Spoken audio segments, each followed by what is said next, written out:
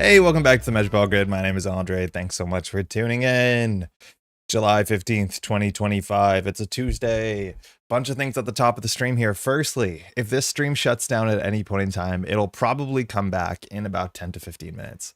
We've been having this issue all summer, and it was even the worst it's ever been yesterday, where there's just too many things on one circuit in this old apartment, including the air conditioning. So yeah, it'll just shut down. We'll just do full egg. Yesterday, my computer shut down, I think 4 times in the afternoon. And so what I've done today, and you might be able to hear it, is that the air conditioner is not on. Instead, I have a fan at a frame blowing directly on me. That is the way we're going to try and survive this, and we're going to see how long we can go without the air conditioning. If we don't survive, we don't survive. But yeah, we might be on to egg 5 or egg 6 if this shuts down. Secondly, this is going to be the final Tuesday stream for a while coming. I talked about this on Thursday, for those who don't know, but there's a couple things going on this summer. Firstly, my partner and I, we bought a new place, so we've been renting this for a while, so that's really exciting. So there'll be some, you know, inconsistency to the stream schedule over the next little while. That's definitely one thing. The second thing is, as of next week, I am returning to full-time employment, which is like office stuff, 9 to 5, that sort of stuff.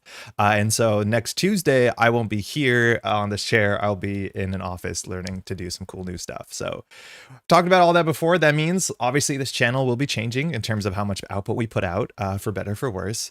I'm excited obviously for the future. I was apologizing a fair bit about this last Thursday, and people in the chat were like, or in the comments and the chat were really nice, and they're saying like, why are you apologizing for this? This is great. Congrats on a new place and a new job. Thank you, Ba. How's it going, by the way? It's been a minute. Hopefully you're well. New digs. Congrats. Thank you, Phil. Congrats on the big changes. Thank you. So all this stuff is going through for a bit. I'm really busy. It's turned out. It's been, I just got in the, like, what is it called? This thing that they want to do like a background check on you for work. And it just came in this afternoon and I was doing it. And then it comes down to this problem where they're like, hey, we need 2 references for work, you know, 2 employers or supervisors or whatever. And I've been freelance for about 2.5 years. And so before that, I worked in AAA games for about 5 years. So I have a reference, a great reference from that for sure. But then like, I don't know what to do, because then the next professional reference goes back to like 2016, which like makes no sense. So I'm thinking, chat, maybe I can put y'all as a reference. If we can all just agree on one email address, that might be for the best. And I could just say like, oh, for the last 2.5 years, Andre's been doing streams and stuff. And like, chat, you can give some sort of feedback. Hopefully it's not the worst. New job, new house, everything coming up, Andre. Thank you, Changeling. Howdy, hope you're doing well. I'm glad to catch the final Tuesday stream. Congrats on the new place and the new job. Thank you, David. Chat's on this fine Tuesday. You definitely worked for me for 2 or 3 years. It's felt like one, Phil. I was your boss. Yeah, Brennan, I think maybe I'll put you down. We'll put someone down. Happy to catch the final Tuesday stream. Thanks. CVs, I'm glad you can make it. It's, for what it's worth, it's like not, unfortunately, a special stream, because I don't have anything prepared. I don't have any shtick. I don't have anything like grander. I actually don't even know what we're doing this stream, because this weekend it's just been really, really overwhelming and busy. I got to get some papers in today for the mortgage, which is almost finished. We went to the inspection on Saturday and had no big problems. As much as we thought it'd be 1 hour, it was like 2.5 hours. It was also like 34 degrees. So best luck to everyone. But all that's been going through. We got the like inspection documents today in the morning. I have to read through them and they seem to be good. So just say you signed an NDA. No one can know what we're up to here. Honestly, you've worked with Null Single Games and supported Netrunner. That's a professional reference. You know what? That'd be really funny. That is a really interesting idea. I wonder who at NSG I would put as reference. Maybe put Izzy or Jeff or somebody. That's a funny idea. Make yourself an NDA. When I briefly worked in broadcasting, I listed my world's commentary in my resume under my professional experience. Oh, I did too. 100% I did. And then actually came up in the interviews, like, because I've been doing world's commentary for like the last, I think it's 4 years. I had to double check. It'll be 5 years this year, as much as my world's plans are not 100% sure at this point. But yeah, it's been 4 years. World's commentary actually showed up, but of course, like Netrunner just shows up as a significant part of the resume for obvious reasons, probably. Andre comes with my high recommendations. He has high attention to detail and is a competent worker unless it's a wood shaver. As someone who's a director for a nonprofit, I have provided professional references for people who have volunteered for me in the past. Neat. Okay, maybe I should do that. Maybe I should reach out. That's actually probably a good idea. That's actually a really good idea. I've been legit in many people's fake and real boss for years. I have incredible references. Just tell me what your job was and how good of a job you did at it too. Like, don't oversell me. That'd be super suspicious. I'm just catching him on chat. Garrett, how's it going? For the last time. We'll be back. We'll definitely be back. It's the last Tuesday, that's for sure. Diogen, I thought Tuesday streams were off for the foreseeable future. This is a welcome surprise. I hope everything is good for our casters. Thank you, Diogen. Today is the last one. Next week, I'll be in an office. I wanted to ask, are you playing Core tonight? Because tonight in Montreal, there's a Core tournament. And I was really excited to go. I still am excited to go. I think I'm at like an 80% chance to go, because I might have to finish some papers and get in some stuff tonight that I need to get that finished before doing anything else. Hopefully I can do everything. I've been testing some core decks. I actually played against myself. I did a Jerome and I sat down and I built 2 decks and I played games against myself. I'm not sad. You're sad. My like feedback is that corporation is impossible in core. Like core, no ban lists. I feel like if you're playing corporation, you either need to draw perfectly or you just lose. Maybe that's a bit dire, but I want to know if anyone's figured out anything. I can't find a corp deck that feels good. Hey Snake, how's it going? What up, Mr. Metropole? How you doing? Hey, little Pollux, how you doing as well? Your new employer may encourage you to do Tuesday streams. I kind of wanted to ask, like, what about a 4-day work week? Like, what about that Tuesday? That's not a productive day, is it? I am playing core, but I tested only 3 games and it went bad. Yeah, I think we're maybe on the same page there. I think like corporation, it doesn't look good. A runner looks fine, obviously great. But yeah, if you just put down your breakers and have good money, runner can do whatever they want in core. But corporations, like you mostly have ice. I guess like Managar Manoetic is hard to beat. That is the one thing that's hard to beat. Like measured response is a good alternate win condition. I don't think tags are real. I'm not convinced tags are real, so I don't know. 4 10-hour days. It's always worth asking. Some people like prefer that, have longer days but less days. I think it's a cool flexibility. A lot of places though, they want you in every day. Speaking of core foot, Bangun is rough and standard but works in core. I was like maybe 40% considering Bangun because it seems kind of fun. With FUT, I'm like, I don't entirely get it because I just think they can score their agendas and it doesn't matter. There's only one agenda, I think, in all of Bangun that seems to matter, and that is the orbital superiority. But the problem is with orbital superiority, they have no way to do like anything to you. Like they can't give you a tag proactively if you don't run, and they can't do 4 meat damage unless they have a tag. And there's no like, you know, end of the line, so this doesn't matter. So the best Bangun can do is like install a 5/3 and then play double Neurospike, which you can beat by just having more hand size, I guess. But like there's situations in which there's nothing they can do to you. Tags are real if you play Orbital. Yeah, Orbital's the only thing that matters. I actually was considering playing Wayland and just doing it. Like in some of my testing, I floated tags with the new accounts I've been with Transfer of Wealth because it doesn't really matter in the format. So like Retribution's not bad. But like, I don't think I played a deck in core that doesn't have 2 of each breaker, right? So I'm just going to hold my other copy of the breaker. It's still fine. Like still trashing a cleaver means they have to find their second cleaver. That could hurt. What about Jupestad Bangun? Changeling, unfortunately, it's core, right? So we don't have end of the line. We don't have Jupestad. It's really, really hard. I love Leo, but yeah, if you get a bad start, it's brutal. But once you get some Byroads up, you can get a pretty strong block it up. Yeah, Gleb, how's it going? That's what I did. I built the Leo deck, and the Leo deck was like, if you can get through the early game, which is like, I'm jamming humanoid, what's it called? Humanoid research, humanoid resources. I'm jamming that, and if you do get to the early mid game, you're in a good spot. But it's a sort of situation where if you draw bad, it's really, really, really bad. And I think maybe you have to play a sprint or 2. But if your opening hand has like 2 agendas, that's really bad because you're not drawing enough ice and then you're not putting things in a remote server. And if you struggle the first 2 turns, then your opponent gets their breakers down because I'm playing like 3 mutual favors because getting your breakers is the most important thing in the format. And then like the Palisade on the remote server, the Brawn, like you can just click through one of those. And if they trash their Brawn that you just click through, like it's not a winning trade. Like you're right. If your opening hand is bad and your first 2 turns are bad, it's over. I'm also playing like 16 or 17 ice, and it's still difficult to like respect Transfer of Wealth on turn 1, where you want to make the aggressive remote play like it was standard circa, I don't know, 6 months ago, but then you also have to ice up HQ so you don't get transferred and everything just dies. So I don't know what to do. It's really, really hard. You have to draw really well or it's kind of cooked.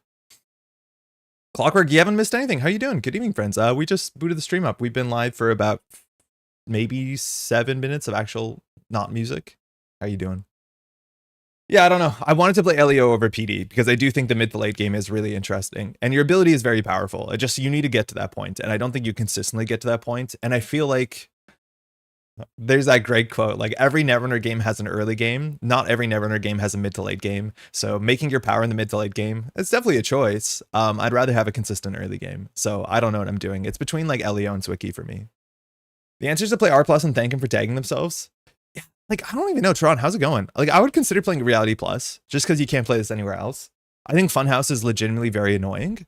I think Nebula is probably worth playing. One of the big things about NBN and Core, it has a good agenda suite. It has a really good agenda suite, because it has a 5/3 that you're actually, like, super excited to play with Big Deal, or Next Big Thing, whatever it's called, Next Big Thing. And then you have, like, the Beal knockoff, which is not very good. And then, of course, you have Tomorrow's Headline, which is great. So like you actually can run like a 6 agenda Reality Plus, as much as I don't know how you're going to win the game. So it's kind of interesting. And like at the end of the day, if you put Funhouse on Centrals, like they have to interact with those favorably for you. I just don't know how you leverage that to a win condition. The weird thing that also shows up in core is like, if I wanted to play Wayland and I wanted to have some part of Wayland be measured response, and I think if you're playing Wayland, you just play 3 measured response. There's no consideration. I would even consider playing this in LEO. Like, I'm not joking. There's just not that many win conditions. But I think the bigger problem is like, if the runner is respecting measured response, they are inherently also respecting public trail. Because I was thinking of adding public trail retribution to my Wayland deck, but at the end of the day, it's like, if they're already respecting measured, they should be respecting public. So maybe you can do public into measured, but I don't fully understand it. So that's the weird thing, is like both these cards you play around the same way. So at least that's easy to learn as the runner side, that little skill check, but can't tell. Suiki has been good tempo in core, but of course not as consistent as a standard counterpart.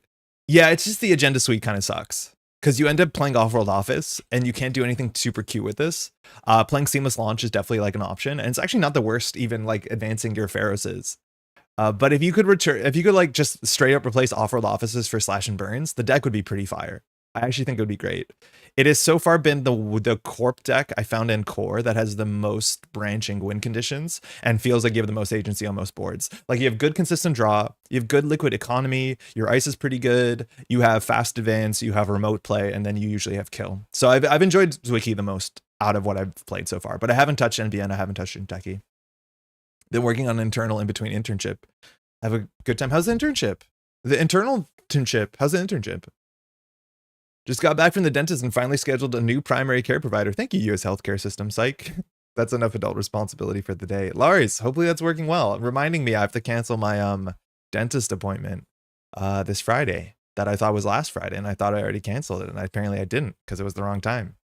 So that's cool. How often do y'all go to the dentist? They want me to go every 6 months. That feels like a lot.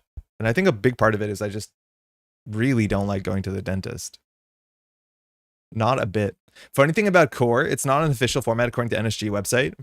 No, I don't think it is, which is like also frustrating in some ways, because I think it's a great format, like for newer players. It might have problems if you really try and push the envelope, but it's like seems great. It could probably use a ban list at some point, depending on what you want to get out of it. But it also isn't supported at all on Netrunner DB, and that's the most frustrating part. Is that if people want to get into the game and build core, there's like no good way to search for core. You have to like, hit a couple buttons. If you go to the deck builder, there's no core option. I wish in Netrunner DB2 that as well, not Netrunner DB2, but when you built a deck, you could like immediately. So this is the ones that we built last week with Pat, or 2 weeks ago, is that when you build a deck, you can choose core and then it automatically disables a standard ban list so that you can play like Cleaver or whatever. Yeah, it could be so much easier for sure. There's a bunch of like really weird roadblocks in the way. I can't tell if this deck wants to be on 2 DECKLISTS pass. My guess is it does, but there's just so many better slots now. It is official, but on Netrunner DB. Oh, okay, that makes more sense. Yeah, it's not on Netrunner DB. It's on JNet too for a bit, which is good. I think I get hustled into going at least once a year, but I try to go every 6 to 9 months. Yeah, 9 months seems good. 9 months seems okay. Yeah, now it's covered by insurance, so like for sure. But if it's not insurance, maybe a year. You can stretch it. I don't know. Hey droids, we talking features we wanted for Netrunner DB version 2? I recently re-listened to a bit of my recap of coming back from Worlds Barcelona, and I know that there was a whole bunch of talk, and they showed off Netrunner DB version 2 at Worlds Barcelona, which was like, at this point 2 years ago or whatever, or actually 1.5. I'm not saying that because like, where's Netrunner DB version 2? Because I'm technically fine with Netrunner DB version 1. I wonder what's happening with that project. I know the people working on it are like very capable and they're doing good work, so it'll come in when it comes, but it's weird that conversation has kind of disappeared. For those who don't know, Netrunner DB version 2 had some like really cool features. It was meant to load a lot better, had some better search functionality. I forget, it was a while since we looked at it, but we actually got shown Netrunner DB version 2. There was even a URL that you could go to test it, as much as it didn't have all the cards, if I'm not mistaken, back in October 2020, what is it, 3? But yeah, it's been a minute. It's like a thing that I don't think I'm craving, like, oh my god, we need an update, Netrunner DB is failing me, but it's the sort of thing to be like, that'll be like when it shows up, I'll probably be pleasantly surprised. Oh, these lights are not on. Hold on. Oh, so much better. Anyways, I don't know what's going on with that. Love to hear an update. Speaking of updates, I guess we just do quick NSG stuff. This is the one thing that came out since we last streamed. Become a playtester. Have a fun. While we're recruiting for the roles of our June recruitment article, which was uploaded previously, we wanted to highlight the important role that playtesters play in making sure that Netrunner cards are made as fun and interesting as they can be by testing the ideas for new cards. As part of this, we are putting out the call for new playtesters to join the playtesting group. And so there's a product playtester, that is the position. Definitely read through this. I want to be very clear. I think playtest is the most important thing. It's like very, very important. And specifically, if you're listening to this and you think that you're not a competitive player so that your opinions for playtest don't matter, that can't be further from the truth. Playtest, it means that the cards, the sets, whatever they're working on, have to be fun and interesting and great for every sort of like, you know, pool, every sort of aspect of a player. So while it's of course has to be interesting, hopefully for competitive play, if you're someone who's played, you know, you only play kitchen table, or you like, no matter what your background is, your feedback is as relevant as the next person. And so if you want to see upcoming products and get involved with the process and see a bit, you know, how the sausage is made and all that sort of great stuff, I cannot recommend enough. Speaking of that, that's like a very elegant segue. YouTube.com Axu Netrunner. The King's Court podcast has been really good. I really, really enjoyed it. If you don't know, Brandon the King and Axu have been putting together a very consistent weekly podcast. They mostly have guests on, not all the time, but they mostly have guests on, and they've been really, really good. I was happy to find that they're also on Spotify or wherever you listen to podcasts. If you can watch them on YouTube if you want to, and they have like video of Axu playing some sort of game, depending on the week, which has been really good. He actually has some like speedrun tech for Mirror's Edge, which if you haven't played that, shout out to Mirror's Edge. I bought that on release day when I was in high school. I think it was high school. Yeah, it must have been high school. Anyways, this stuff has been really good, and a couple of their episodes have talked about playtesting because a bunch of the guests they've had are like pretty entrenched in NSG or like Netrunner as a whole, and so there's a lot of like opinions and talk about playtesting. I think the specific episode I'm talking about is the one with Peter H on it, which I think is this one, Playtesting Strongest Soldier. Give this one a listen. They're all really, really good. But if you want to hear more about playtest and like people defending what playtest does and what they actually do and the sort of work that goes into it, if you want to know more, the podcasts are long. I don't think I've been able to sit down. Actually, I've almost done Not Yetis, which was uploaded 7 hours ago. But I usually watch these or listen to these in a couple chunks, but they're very, very, very good. I'm really, really enjoying consistent content of this caliber. It's good fun. I cannot recommend enough. I'll have a link in the description. But if you want to know more about playtesting, they've been talking about playtesting because I don't know if Axu playtest, but Brandon definitely does. You need spike cards as much as you need Timmy cards? Yeah. We just did a big hiring spree for web dev, so I imagine there might be more eyes on it soon. Oh, cool. That's cool. I know there's other web dev issues that have to be resolved. Like the Cobra stuff has to be like kind of panic coded or patched in the last little bit. So there's a lot of stuff going on. Mirror's Edge was the only thing I purchased with Dogecoin. Oof, what a strange time that was. Wait, what? At what point was that possible? And at what horrible rate? Hey, Joel, how's it going? The game is good. I didn't play the second one. The first one was like really, really cool. I liked it a fair bit. I have actually replayed the whole thing in the last like 2-3 years. Maybe last year, honestly. Hey, Andrea, how's it going? Glad to catch this last Tuesday stream. Welcome to this Tuesday stream. Apologies that they're going to get a bit harder to watch. If I'm not mistaken, someone's coming out to Continentals, which is super exciting. I need to do a quick recap about Continentals. Just off the top, things are going well. We had our first big like group meeting where we started to work on scheduling and stuff like that, and we'll be able to reach out to volunteers. This is not a super structured segment. I just want to say everything off the top before I forget. So, of course, we're running Continentals the 22nd to the 24th of August. We have currently sold, last I checked, which was last week, we've sold above 75 tickets. So this is guaranteed going to be the biggest event in North America. If this is something that you're listening to this and think, oh, that's not for me, I'm not a competitive Netrunner player surrounded by the 75 best Netrunner players in North America. That's not the case. This is just a Netrunner convention, and there will be like 20 to 30 players who are vying for the top cut. A lot of everyone else is just coming out to hang out. So you can grab your ticket. It's 70 Canadian. That gets you through the whole weekend, which is 3 days of Netrunner. Friday is the team tournament. Saturday is standard Swiss cut. Sunday is the top cut, and then side events. So that's great.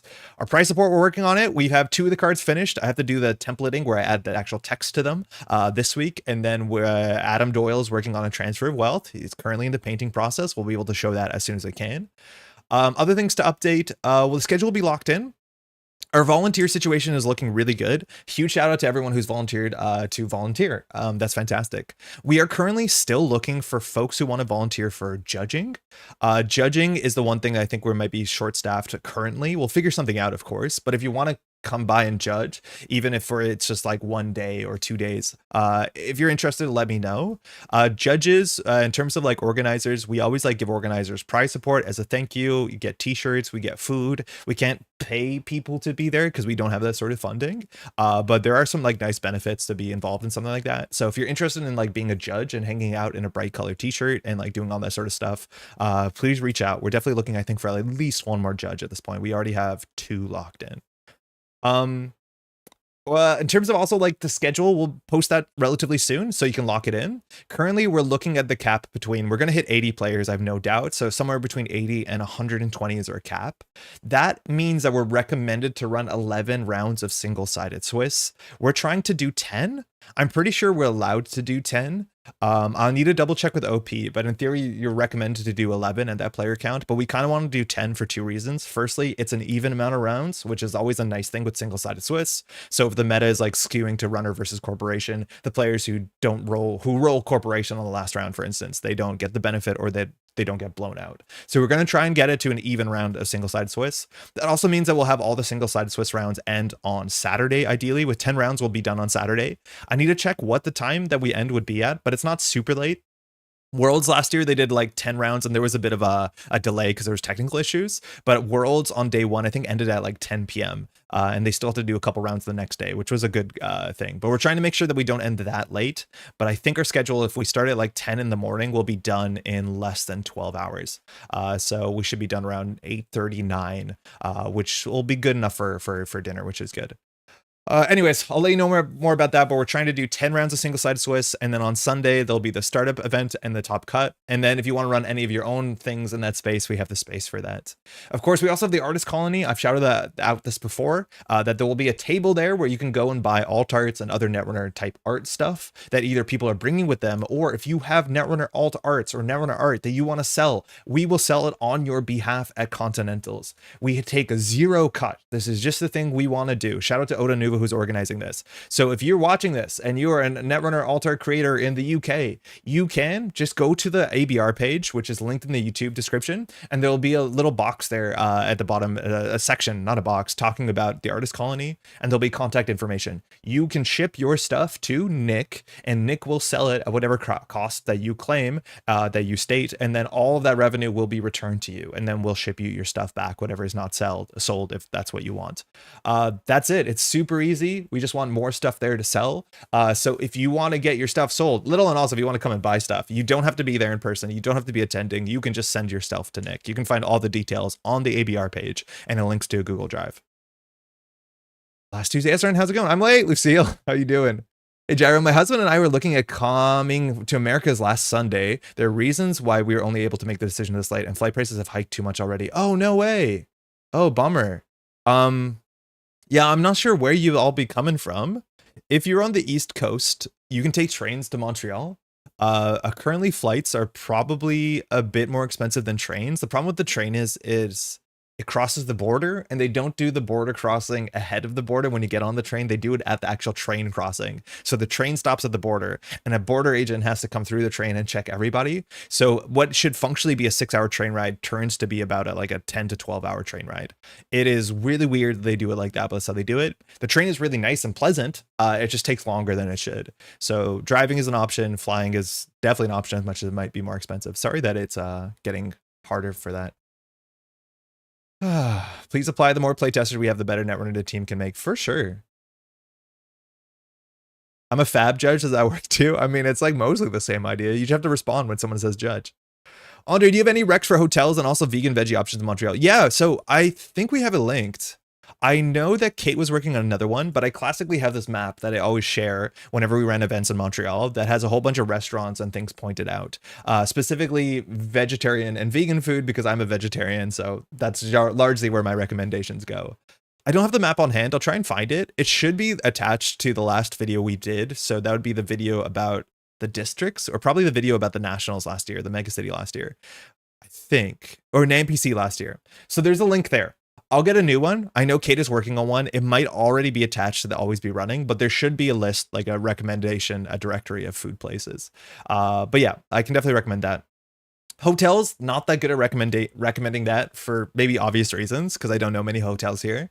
The venue is a hotel, and its rates are not awful. You could definitely probably can get cheaper, and for what it's worth, that Montreal area in the summer can get a bit more expensive because there's a festival season. There's a lot of stuff going on this summer, like JFL, Jazz Fest. There's just a lot of things going on. But that hotel that the venue is at is it's like a somewhat more budget hotel, so you can always do that. We don't have like a cheaper rate. It's just the standard rate. That's all they offered us. Otherwise, around there, you can also check, like, you know, if you're going with folks, you can like maybe share an Airbnb or a house, a space like that. It's unfortunately too late at the end of August that you can't grab like a college dorm room, which sometimes they rent those out over the summer at a cheap rate, but students should be in doing frosh at that time, so they'll be there. But yeah, there is definitely a link for vegetarian and vegan food, and Montreal is like very, very good for that stuff, for many reasons. We're coming from DC, and train unfortunately doesn't fit in our timetable. Yeah, that tracks. Yeah, train from DC is probably really long. Doing well. Another startup video went up today, and I'm editing the next one, and it's looking like we're going to do an SBL prediction stream at some point. Oh, super cool. You don't have a lot of time, right? Like, I think the SBL drops on this Friday. So I'm assuming I have to make a last minute video on like a Thursday night or something, or like a Wednesday. Maybe there won't be a video. Maybe it'll be a weekend video, but currently the SBL, I think they promised it would drop no later than Friday. And as of Tuesday, I don't know anything. So like if they do get it to content creators ahead of time, which is like a luxury, I promise you that I'm pretty sure that the SBL, when they say like, we're going to get it out by this certain date, they're not worrying about content creators. And like, I get it. There's a lot of other stuff they need to do. They need to make sure that they nail this as good as possible before the date, so it can be legal for Continentals. So if it just drops on Friday and you don't see a video from Metropole Grid, it's because there was no time to do it, or we didn't get ahead of schedule, which like it is what it is. I don't feel too bad about that. But yeah, Lucille is late. Hey, Eric. We're going to assume it drops at the usual article drop time on Friday. That's my guess too. I think they said it won't be later than the 18th. So that probably is going to be, I assume it's the afternoon for y'all, morning for me. We're going to time our stream so that we give our predictions and then crack open the ban list. Oh, that's super cute. So it'll be literally at the right time. That's very, very clever. I'll take a look. Thank you. Of course, don't hesitate. Anybody who's listening to this, if you're thinking of coming up or you're coming up, you can always hit me up with a question in chat and YouTube comments. We also have a Discord server that's not super busy right now, but you can join it. And there's a whole bunch of channels about asking questions and food and booking and finding teammates for COS and all that sort of stuff. You can find that link on the APR page, which is always linked in the YouTube comments in the YouTube description. And if you go in there, just ask a question, and then we always understand that we will respond to you. It's time you were first. Often. Sorry, Eric. Greetings, Mr. Neon. All right. I don't know what we're doing today. I guess we could have to do a bit of a recap of what's going on this last week. I'm still running the 2-monitor lifestyle, and so I feel a bit claustrophobic, but I think everything is okay. Yeah, everything's working okay. Because normally I see my dashboard for YouTube and Twitch, so now it's just like just into the dark, hoping for the best. Let's check out what happened this weekend. So there's a couple results this weekend. I think there was at least a handful of Megacities. We had a Megacity in LA, I think. It was an NPC event as well. There was one in Paris, in France. There was the Megacity, and there's probably a couple more for sure. So let's see what we can look at. The meta at this point is really interesting because obviously the ban list is coming really soon. Shout out to this weekend. Oh yeah, it was Z-Bags this weekend. That's sick. That's such a cool event. 22 people at Z-Bags house is like such a fantastic tournament. It's just such a good vibe, and it's an absolute bummer we couldn't make it out this year. But traveling this summer is like, I was meant to go to Ontario to hang out with like family, and like all that's been canceled for obvious reasons. For good reasons, but obvious reasons hopefully. I hope everyone had a good time there. I went last year. Was it last year? Yeah, fantastic time. What is it going to say? Oh yeah, this weekend coming up, very importantly, is the New York City Megacity, the one in Brooklyn. And so that is, where can we find it? Next page, maybe? Yeah, this is the New York City Megacity. They have a side tournament, Hand and Brain, on Sunday. This will all be streamed. I'm not 100% sure where it's going to be streamed, but we're doing casting on the first day. I don't know if we're going to be able to do this the second day, but this will be streamed. If you're going, please go. These events are fantastic. This is being organized. Do we have an organizer name here? Created by Kato. Okay, great, Kato. I don't know if Keyser is also organizing. I know Keyser did alter it, but Kato, I think, is organizing. This is going to be great, and we'll be doing some streaming of this. I'll let you know on Thursday when it is. Oh, that's really cute. where the stream is going to be specifically, and all the alt arts we were showing on the channel for a bit. This is the Cheswa from C Rose, fantastic. And then there's the Plutus that Chen. They drew this. This is the like Wall Street Bull that they used to put the bankers that weren't doing well. They put it inside because it's hollow, and then they light the underside of the bull on fire, and then the bull gets really warm because it's made of like gold. I think that's what they did. And we have the Spin Doctor. This is the name on this is Atomicrin. This one's been around for a long time, if I'm not mistaken. Cool. Gonna be a lot of people there. It is the unfortunate time where like the ban list will be out on Friday and people are still fighting with the previous ban list, but that's just how it goes in Megacities. Yeah, they're all really good. Yo, not yet. How's it going? Really enjoyed so far. I haven't finished it yet, but yeah, I was just shouting out. I've been a really big fan of the King's Court. No, sleep till Brooklyn. Is Kato like Kato from Remap? Millie Lily, 100%. It is Kato from Remap Radio. She is the best. I've been summoned. Kato, where's it being streamed on the weekend? Do we know? Do you know? That's the Kato, Millie. I hate this YouTube XP thing so much. I don't see it. Apparently, I can't turn it off.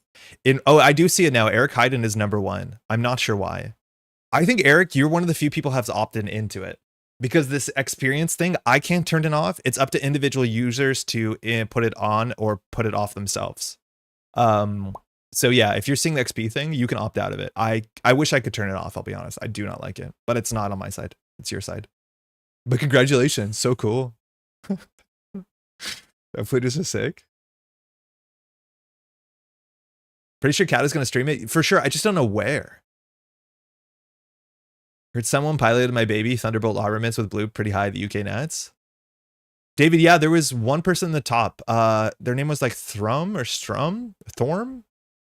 Apologies, I should know, but they ended up on the stream too, so we got to watch the game. I'm on record saying it'd be better as PD, but hey. When will the ban last drop? Just space. The last day that they said it will drop on is the 18th, which is Friday. We're assuming usually it comes out Friday around morning Eastern. So that's the hope. I think classically it's always been 8 p.m. Eastern, which is like, I think noon UTC, I think. But Friday. That's what they said. If they're late, they're late, but that's what they told us. The Nordic Megacity is also happening this weekend in Stockholm, which is going to be a ton of fun. Oh, super cool. Yeah, this is upcoming. No, this is results. What's upcoming? There's a GNK in Montreal I'm not going to be at this weekend. There's a Dallas-Fort Worth Megacity this weekend. There's a Megacity in Adelaide. There's a Hasselt that's in Germany. There's the Nordics in Stockholm. Going to be a bunch of people there. Irish as well in Dublin. Very cool. I'm worried Cheswa's going to get banned right now. I get this cool alt art. I'd be surprised. Cheswa's really, really good. I think banning Cheswa kind of like messes up Criminal entirely, I'll be honest, but I don't know. I haven't speculated too much on the ban list. I'm not sure. I messaged Jeff to see if we can just throw it up on the NSG Twitch. Oh, that's huge. I haven't heard a no yet. This is the Kato. If you have the keys, this is the sort of thing where it's easier to ask for forgiveness than permission. Yeah, I think you want to put it on their YouTube channel. That'd be pretty sick if that can be done. It's because I get a lot. I talk a lot, so I get XP, and there's a crown. Yeah, it's also watch time. I think it's interaction and watch time. Settings, privacy, under live view, something like turn off leaderboard if you're watching and want to turn it off. Yeah, you can turn it off. I don't see it, and because I'm looking at the restream window, so I don't actually know who's in the lead. Shoutouts to Stockholm. Country is cringe, but the players are cool. Oh my god, Axio, I had to read that out loud. How you doing? I've liked the podcast a lot. King in the cast. Belgium, not Germany. Oh my god, am I being an, is this the, oh yeah, Germany's the other way. Oh, you caught the North American. I should have known better. Yeah, Germany is the same colors but sideways. Hasselt is in Belgium. Pretty. Very pretty. Hopefully everyone has fun. I know, because it'll be my first tournament. Oh, sick. Enjoy. I think it's going to be a good time. Again, go to your first tournament. It is like the hardest roadblock to get over to. But once you've gone through your first tournament, you're going to every tournament because you realize it's just kind of the best. I don't think I've heard stories from anyone who's like, I've been apprehensive about going to a tournament, and then they went to a tournament and they were like, I was right, I shouldn't have gone. Maybe there's a bit of survivor bias there because they just like don't check into Netrunner anymore. But there's so many like good stories of people saying, I was nervous, I went to my first tournament, people encouraged me to go to my first tournament, it was the best. And so it was good. Shame on you, Andre. No worries. It's fine. I just got that you send 3 messages per hour and you get max points in a moment. I want to be very clear in terms of my knowledge about European geography compared to the average person. It is much better than the average person. I think I can definitely put all the European countries on a map. I think I can get most of their flags. I want to be very clear. That sort of archetype is like maybe a bit more south of the border, sick burn. But no, I'm not nervous about that. I think I can do most of Africa. I don't know why. I feel like I can put most of the African countries on a map. There's a lot more of them. Asia gets a bit dodgy, but it's way too big. Prove it or truly NA? I mean, is this what the stream is going to be? That we become a Sporkle stream? -5 points for an heraldry? City, I'm doing well. How are you doing? Marcy flew out to LA Megacity. I'm Zay, and I was literally super fun, deaf bias, but good to a tournament. How was it? I didn't know it was streamed. It was streamed on T3 Gaming, which this channel I have not heard of. It has 66 videos, so they're definitely doing something in the past because they have some subscribers. But they put together this stream, and it looks like it's individual videos. No, these are all streams. So I wonder if the stream stopped and started a bit because there's a bunch of truncated finals. Maybe that's actually divided by round, which is kind of clever. But it looks like the stream is up, and I just dived in really quickly. I saw Pho playing against. I'm not sure who Pho was playing. But yeah, like the quality looks good. Wow, those are art sleeves, huh? So if you want to watch it, there's all here. I'll have the link in the description. This looks pretty good. I don't know if it has audio. I can't hear it. Are you a fellow Carmen Sandiego kid? Barely. I'm kind of on the cusp of it. I grew up without like cable television, but Carmen Sandiego played on TVO somewhat consistently. So I watch a lot of Carmen Sandiego, but most of the Carmen Sandiego I watched, I was slightly too young. That it was like I was just underneath the age bracket in which it like really resonated with me. I played a bunch of their video games, and I watched some of the other Carmen Sandiego spinoffs, but I feel like that's not where I got my geography for. Tournament was super, super fun. Had a great time. If you tune in on day 2, Pho was playing me. I think that's maybe what I saw. Pho was playing like Earth Station, which I was surprised. Okay, so day 2 split across a bunch of VODs, so I don't know if we'll be able to find it.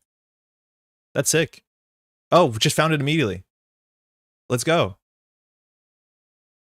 Very, very cool. Yeah, I think there's 20 people in the event. So it seems like it went off well. Sokka ends up, I think, winning it, if I'm not mistaken, and Sokka publishes lists, so you can find them there. Just keep forgetting about Tuesday streams. Unfortunately, this is going to be the last Tuesday stream for a while, so feel free to keep forgetting. But next week, there will be no more Tuesday streams, which I feel really bad about, I'll be honest. I think this competitive play has ruined Fab for me. I'm afraid the same would happen for Netrunner. I don't know. So I've only played a bit of competitive Fab. The vibes are just different. Like competitive Fab, if you win a gold foil. The gold foil is worth like $10,000. I'm not saying that people who play Fab are not nice or not courteous, or it's just like Netrunner is so totally different. That competitive Netrunner being like a very much non-for-profit thing. The vibe of competitive play does not stray that differently than the vibe from casual play. The difference is like the focus, the amount of effort people put into it is obviously a bit different. But I could see why more profit-oriented competitive card games have a different vibe. I don't want to like smirch Fab. I think Fab is still really cool and I've enjoyed the game a lot, but I don't think you'll have the same problem. I got my ass kicked by Earth Station last weekend. By that Earth Station or Earth Station? Problems casual at heart. I see your point. Yeah, for sure. I know some people locally who are like, I just don't want to play competitive because I don't like to. I want to keep Netrunner as casual as possible. And I think there's some cool things to that. Like, I'm not going to say you shouldn't do that. That's cool. But I do think this game is so cool that the more you dive into it, generally the more it gives you back in a pretty good exchange rate. So yeah, I don't know. As soon as you're playing for like 10 grand and then someone makes a mistake, I'm not going to let them do a take back. Netrunner doesn't have that. And as much as that's not the only like vibe check that I think is important, but keep that in mind. All right, let's look at some results really quickly. I don't know what we're playing today. What can we glean? So this is results. So let's look at some events. I think we had Paris had 20 players. Z-Bags had 22 players in the good old backyard. I wonder if it's not raining, which is nice. LA had 22 players. And then excuse me, I think there's one more Megacity. Maybe it's not up here, but I think there was another Megacity in Europe, if I'm not mistaken. Europe's in Africa, right? Cool. Ooh, that's nice. Rue au Martelon, Paris, 12 et 13 juillet. Under Paris, René Louarsemont moved through the catacombs, using only resistance tunnels to stay off-grid while jacking to the net. Above near République, protesters with an eye-for-an-eye mindset clashed with drones, and Poetry's billboards were flickering behind clouds of tear gas in the network. René moved fast, fueled by a strike fund and a sense of history. Bonjour, welcome to Paris. Paris Megacity Championship prizing. Special prizing will be available throughout the weekend. Watch the space for more details. I'm watching. And then we have some French language. Oh, very cute. Très chic. La Costa Grid. Upgrade. La Costa City? The heck? Really? This is from Nervous Nightjar. This looks like a proper watercolor. I'm assuming this is the proper watercolor, no? Or is this done digitally? It doesn't look digitally. Very cool. Taken by Ryan Bantwins. Kind of expected result, with no disrespect. Ryan Bantwins. So funny that Ryan Bantwins is now playing Nebula. I'm assuming this is Kill Nebula is my guess, but Ryan Bantwins is like kind of really well known at playing at a very high level in that sort of region, playing like combo kill decks, and this just lines up really well. Everything else is new Vang, and if you see the meta breakdown, I don't think that's going to be that different. Yeah, it's not that much Alco compared to the rest of the world, but it's like a quarter of the field is Nebula, a quarter of the field is new Vang, and then everything else. HB barely showing up, NBN not really showing up outside of Nebula. Seb showing up more than Hosh, which is interesting. I'm assuming this is going to be not, I thought this would be a Sable and Yusha, but it's actually Zaya. Sable's back there. Oh, the same number, so that's totally fine. And then we have probably Shaper winning. Yeah, this always happens where Shaper is like the minority, but then there's like one Shaper player who wins the event anyways because they're grinding, and a Maggie takes it. I think, yeah, Felix just playing Felix, playing the Measured Regard, so just the Gylist that people have been playing card for card. It's been doing pretty well at events. Le Grand Méchant Loup, the big mean wolf. I guess the big bad wolf would translate a bit better, but that's what this is. I want to see what this looks like. Je suis le grand méchant loup dans le clairière. C'est quoi le clairière? Space ouvert dans forêt en bois. So it's like a forest clearing. A glade. Okay, I translate the glade. Cool. Is this just like Little Red Riding Hood? The French translation? Avec toi, je sais qu'il faut faire. Suis-moi dans les nuits. Regarde-moi sans un bruit. Danse avec moi et laisse-toi faire. This has to be from something. Oh, I hate models. Werewolf Disco Club. Okay, we're just reading that, I guess. Cool. Looks Mulch-esque, I guess. 40 cards, and figure that out. That's quite nice. We have what we expect. 2 Audreys, a single Rising Tide to deal with the Samas Moons. We have some VSA problems, but that's not a real big thing in the modern meta, I don't think. And then it's just kind of that aggro Anarch. 1 Lagu. We got the Ashen and a Buffer Drive. We have Audrey in the package. Not a lot of events, but hey, you have to cut cards from somewhere. It seems like it's fun. Doesn't have a strong win condition. It just has the You're Trapped in Here with Me energy, where like we have 1 twinning, I guess. That's probably it. But yeah, seems cool. Yeah, don't see a lot of Lou doing really well in the modern meta. I haven't experimented a lot with it. It's never been exactly my cup of tea. The Seb build is popular in French meta. Yeah, it seems like it was the most popular. I don't think Seb converted really well. It's Davs, another actually a player that you could easily see winning this event, was playing Seb and Alco. But yeah, there's a lot of Sebs, but the conversion rate didn't seem to be exactly there.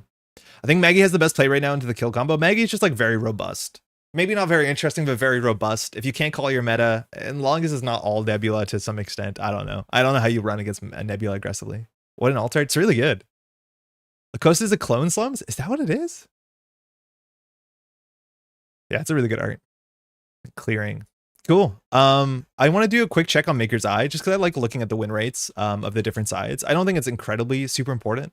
The issue is that you can't put in the AVR code. You have to find it on like Cobra. So I don't know if we're going to find this on Aesops or whether we're going to find it somewhere else. I've learned. I've got better. Paris, rien. Let's go to tournaments. No signal games.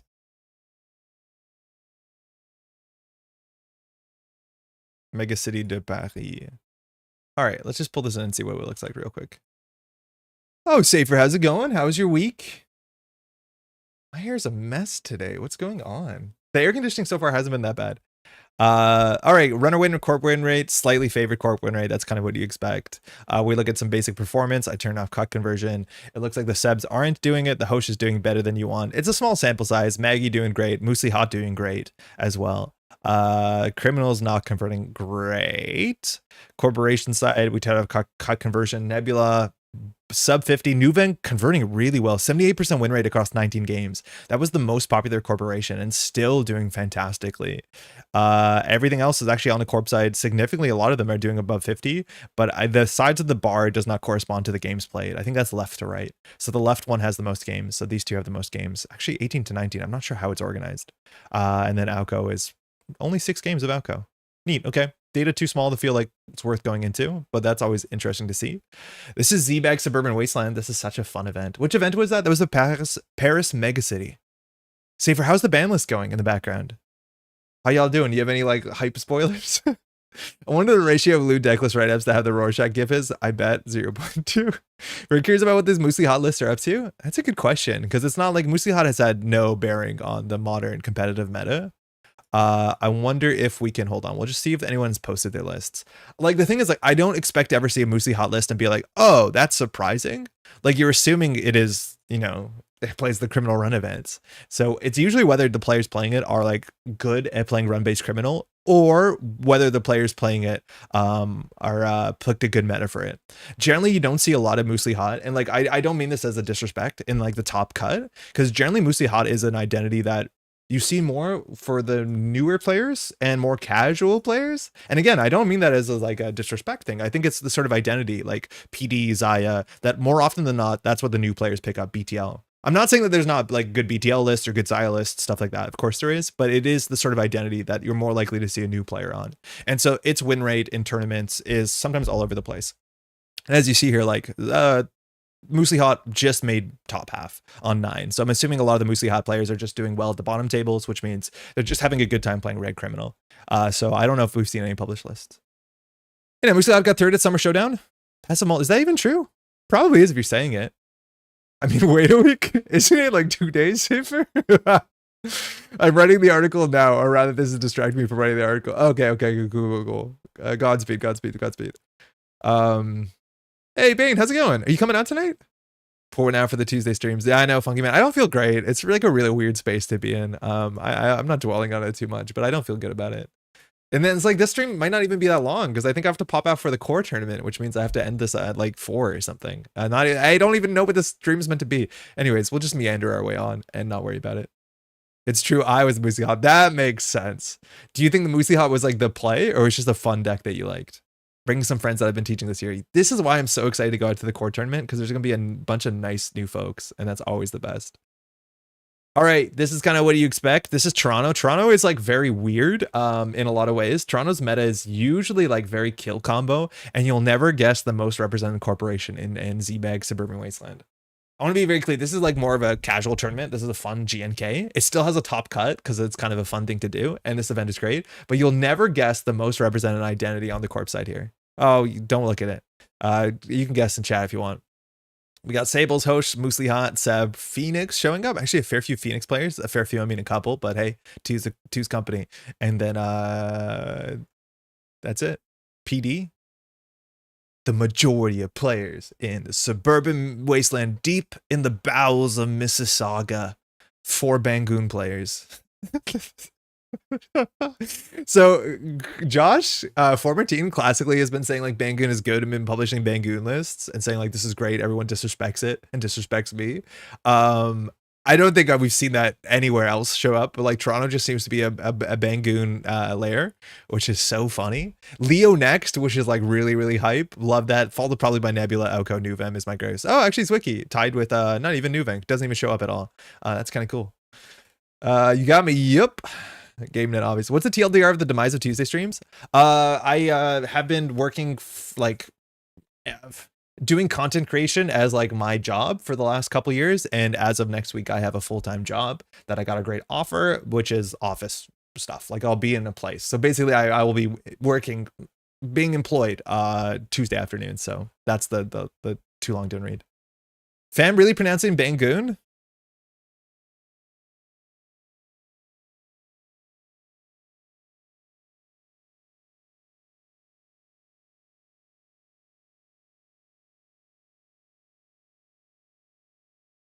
You make me more powerful, Axu. Every day we get closer and closer to God.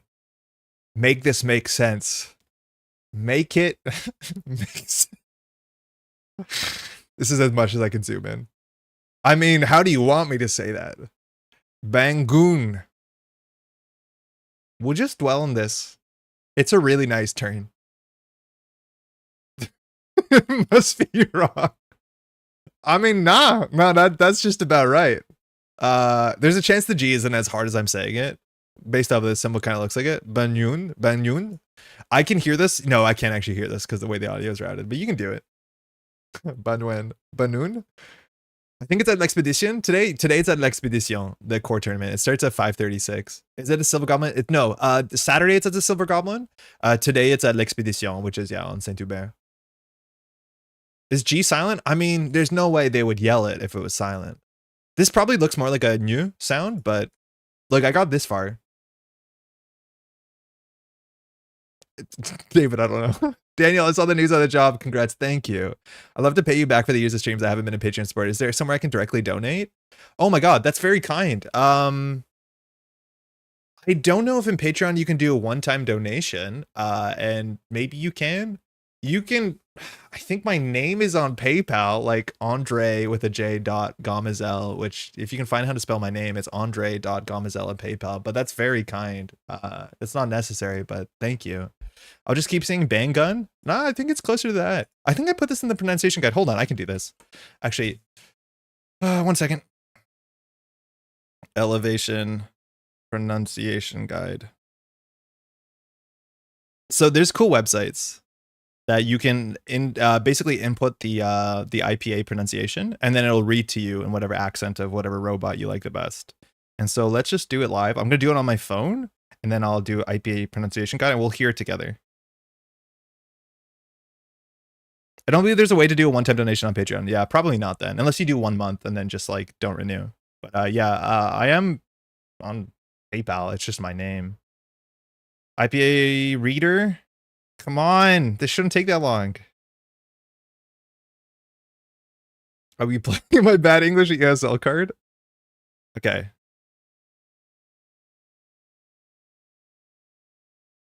Bang-un. Did you hear that? Bang-un. Bang-un. Bang-un. That's Sally, US English. Let's put this in like Australian English for our friends in Australia. Bang-un. Bang-un. You telling me that's not Bangoon? Bang-un. All right. Let's do Brian from the UK. Bang-un. Bang-un. Okay, Brian really swung into the goon there. Bang-un. Just saying. I'm locked in. I'm ready for the Bangoon arc. It's sick. I can't believe they picked a better name. I'll be adding the G because English doesn't have syllable initial ang. Sorry, Lucille. Anyways. It's a Bangoon meta. Don't run me out clockwork. Shh. Hey, Pat, how you doing? It's Bangoon. There's no hard between the NG and the O like English people always put in. People do donate directly on YouTube sometimes. Yeah, they do. I think YouTube does take a cut of that. Of course they do. But yeah, you can do a super like on YouTube if that's a thing you want to do. Hey, Roberto, just watched the first few minutes of the stream. Congrats. Thank you. Are you coming tonight? Yes. We'll be able to extract some details from you. Definitely. I'll see you there. I'm really excited. There's like a small panic percentage that I have to do like paperwork tonight and then maybe show up a round late and then just not care and just lose my first round. But I should be there almost guaranteed. Imagine signing with the Gooners. Kyle, I mean, Bangoon. I'm saying it right. I pause and focus. I can come back soon and say for good luck. Say the word bang and then say oon without adding a G between them. I am not. Bang-oon. It's just like, it's like a film where it's not that it's a moving picture. It's just a series of still images. And then your brain adds the G because it wants to hear bang-goon. I'm not saying it. It just happens. Bang-oon. Bang-oon. You see? I'm not adding the G. It's just between here and here. There's a magical fake G. Bang-oon. Anyways, Toronto's weird. Brandon takes it, playing Kill, Nebula, False Lead. Yay! And Hoshiko. Tondo and Leo Glacier marked markets with edits of the Toronto meta. I'm excited to see what the callouts for the Toronto meta is. We have Ajar. Is that the Ajar? On Isoak and Hosh?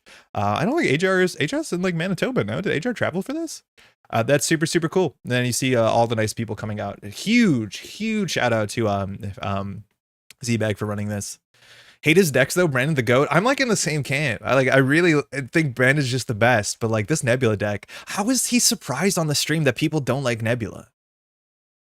Like, if I could delete one card in the whole elevation set, it would be Nebula, and I wouldn't even think about it. Second would be maybe touch-ups.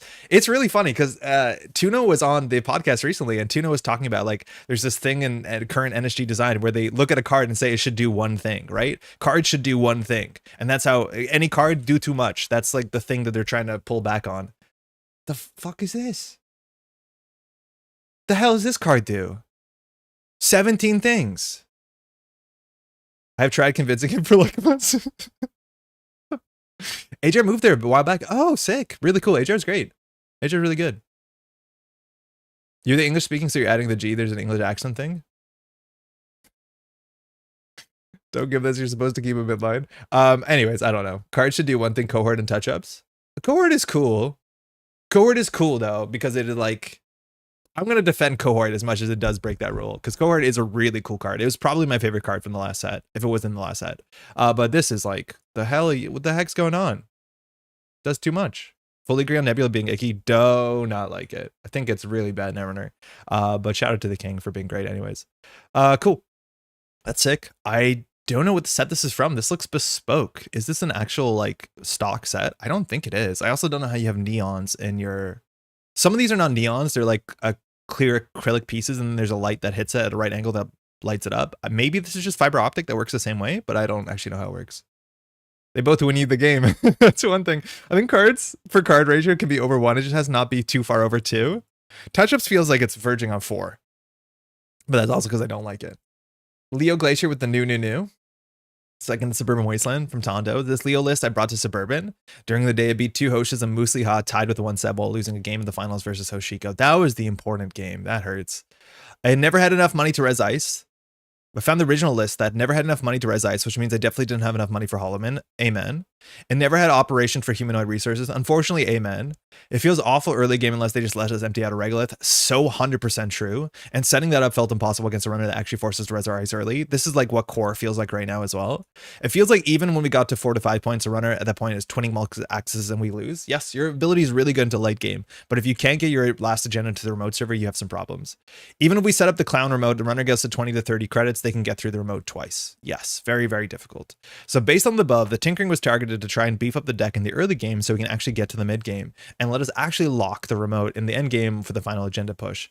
Putting in Anoetic isn't exactly inspiring stuff, but hey, it's still good. I did a lot better on the day I expect to, but especially against Anarchs with Manhar, all of them, the game feels miserable, especially in the early game. Criminal feels okay. Shaper, I don't know. I played against 0 of them on the day. So changes. After the tournament, Tier becomes on sell. Drafter becomes Fly Swatter. You should be on 2 Fly Swatter. Fly Swatter is just so good. And maybe remove one of the 2 defensive cards like Scapenet Next or Managarm with petty caches. I finally just want to say thanks to Chris for the wonderful tournament and the Toronto meta and the Stratford meta. Oh yeah, probably the folks from Stratford came in. They're really nice. For being so awesome as always. Suburban Wasteland is always a blast every year. It's a really great tournament. So yeah, it's on Regolith and Antil. You definitely need to land one of these. Shout out to Nico or Otto who are not doing it, but just emptying the Antil quickly is good. Regolith really quickly or 2 turns is just good enough. It's on the 8-point agenda suite or 8 agenda suite. The Ing 10's not really doing that much. Like it's just a blank 3-2 usually. If you can get the advancement on, it's really nice. And you do have 3 seamlesses, especially if you use this to push the next agenda. Usually you don't. You usually do this to push the what's it called? Pull back a Regolith or a defensive upgrade. What's really funny is that this is when your discard phase ends. So you can actually discard an agenda if you're over hand size and then put it in the remote server, build your own like, you know, pseudo Vitruvius thing. Actually not really, but that's a nice effect. Drafters showing up, still really good ice, even if it's not a Byroid. 3 bronze, 2 Hoggins, not ablative. The ablative in the mid game is interesting. I haven't found it to be that powerful. And then it's just like a no-nonsense HB mid-range list. Tranquility, Mersha, Managarm, 1 Anoetic. The list I've been played have been close to this. I've been playing double Anoetic, which I like.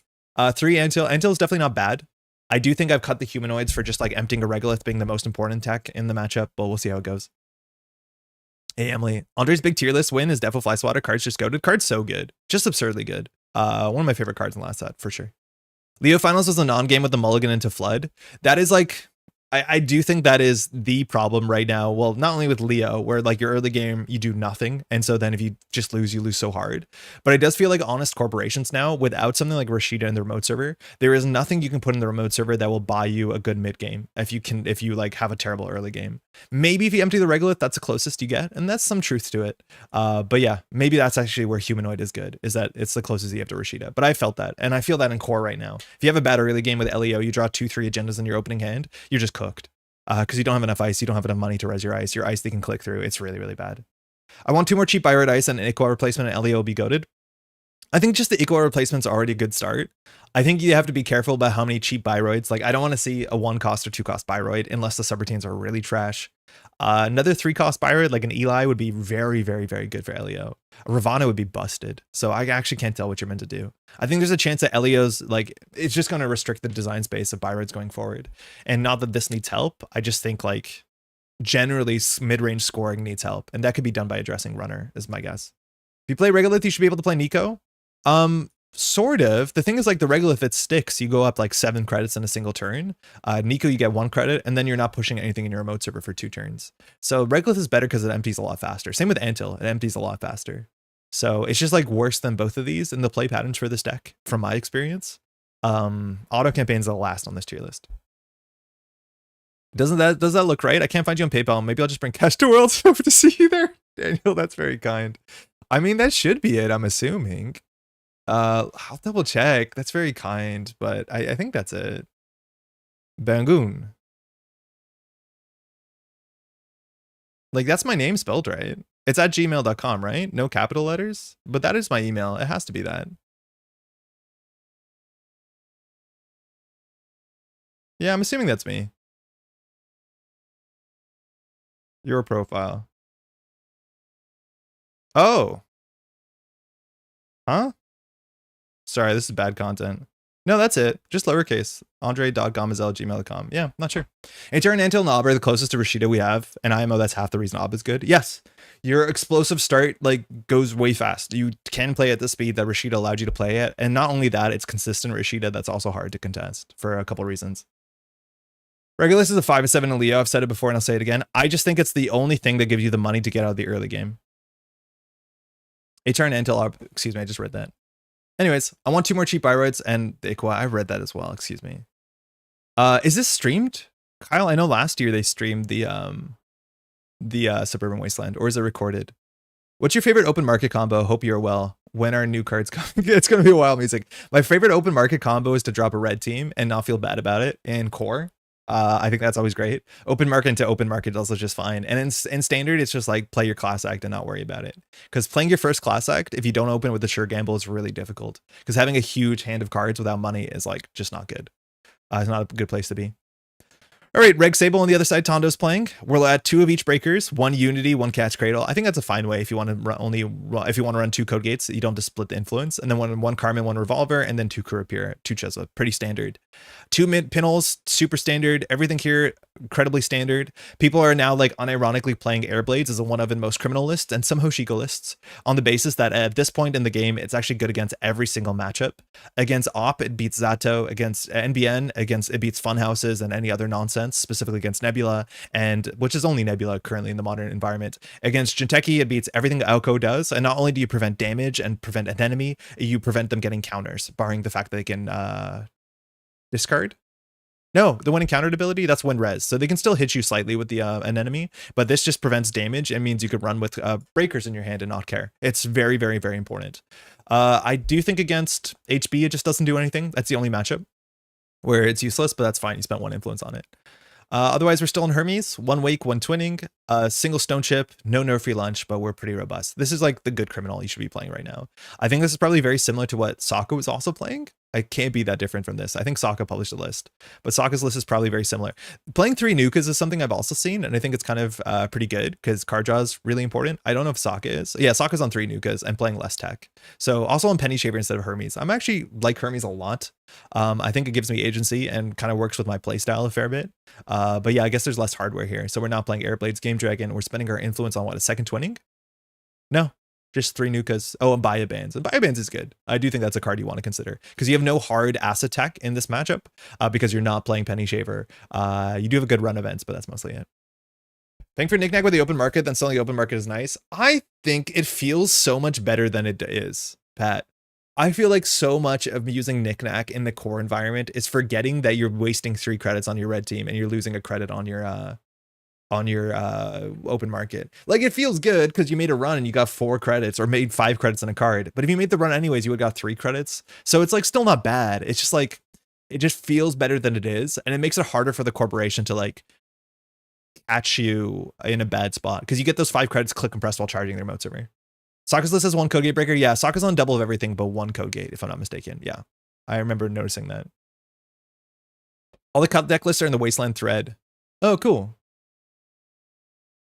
Hey, Jam. Last Tuesday stream for a while. You're going to need to ensure there's lunch runner streaming on Tuesdays going forward. Meether suggested a Debbie and Sokka's list, which would be pretty sick. Yeah, I'm not sure. I think it's a card slots thing. I think Debbie is like not bad. You obviously have a fair bit of run events and it functionally becomes a meme. I do think Sokka also could just play a Mystic Miami and maybe that's more consistent. It also obviously just charges the twinning. That's where some of this influence comes from. It's like running one of the companions to give you slow drip. Like I really like the games where you open with your Mystic feel so much better than the games that you don't. It's like incredible, the difference. People also sometimes play a Paladin, which is 3 influence, which helps with boomerangs, but boomerang doesn't seem as important as it used to be in some of the older metas. So I think you can go either way there. But yeah, 3 Nuka from what I've seen in testing has been like actually probably worth considering because card draw is really bad in Criminal. Yeah, maybe you can try it. I don't think it's awful. It's also like for what it's worth, Debbie works with twinning because it's a card that has counters on it. It's really good asset tech too. If you're not playing a run event, you just Debbie the thing anyways. So it seems fine. Like I could see it for sure.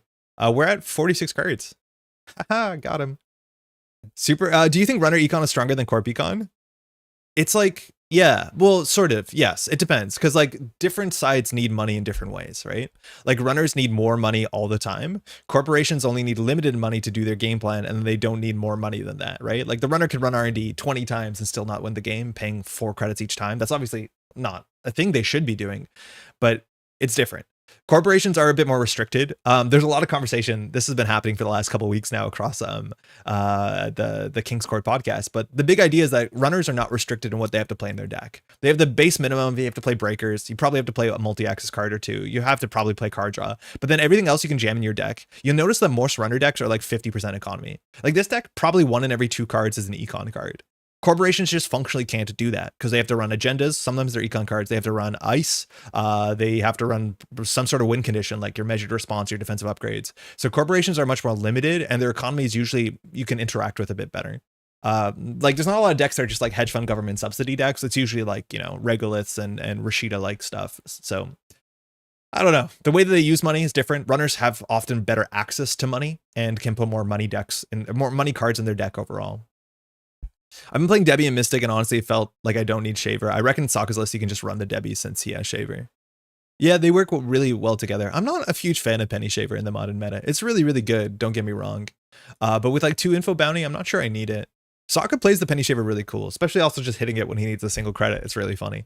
Yeah, I haven't played enough to know whether I like Penny Shaver better than Hermes. I feel like I've had so many games where Hermes buys me a win condition, where just having more money from Penny Shaver doesn't. Like 1-for-1 hedge fund and sure gamble are the same, but corps need way more non-econ. Corps just have more cards in their deck that can't be economy cards, for better for worse. But also, like, once a corporation reses all their ice, they don't need that much more money to play the game. While runners constantly need to have money and threat to have money to install their cards and push forward. It's like, it's weird. It's different. It depends on your deck. It's like, runner decks, or if you give them infinite econ, they can win the game, guaranteed, just about. They're corporation decks where if you give them infinite econ, they still can't win the game, guaranteed. That's been true for a long time. There's certain metas where that's not true, where you can actually leverage money into a win condition. We're not currently feeling like we're in one of those. All right, last stop real quick. LA. Wow, mostly Sable. Almost half the field. It's only 22 players, right? Nearly half the field on Sable, followed by Hosh, followed by Zaya. Then we have Maggie there. Then on the corp side, this is much more like the global meta to some extent. Auko into Op. Nuvem showing up back here somewhere, if at all. And then we're followed by Restoring Humanity Iswak. And then Nebula actually showing up tied there with 2 players. So small data. I commented the top cut for this. Oh, really? Is there commentary on any of the footage? I haven't listened to it yet. Top cut here, top 8 out of 22 players, which is like, I don't know. I guess you're allowed to do that, but that's like kind of hilarious because it's nearly half the field makes the top cut, give or take a bit of rounding. And then you actually see a top cut that's somewhat diverse, but it's nearly half Alco, which is like not uncommon. As much as the other events today we've talked about haven't seen that. And then Sokka takes it. Thomas Haas in second place. Thomas Haas top of Swiss, playing Alco and Maggie. And Sokka, who's actually like not really well known for playing Criminal, I think has been kind of locking down and playing it a fair bit over the last couple months. He's been playing this during the Synchronous League too. But yeah, I don't think of Sokka as a huge Criminal player. And obviously he's been doing really well with this. It's cool to see. And then this is just, I think it's Alco. Yeah, it's like the one at the UK. I don't know what the huge differences are. I think we're on 2 Anoetic now.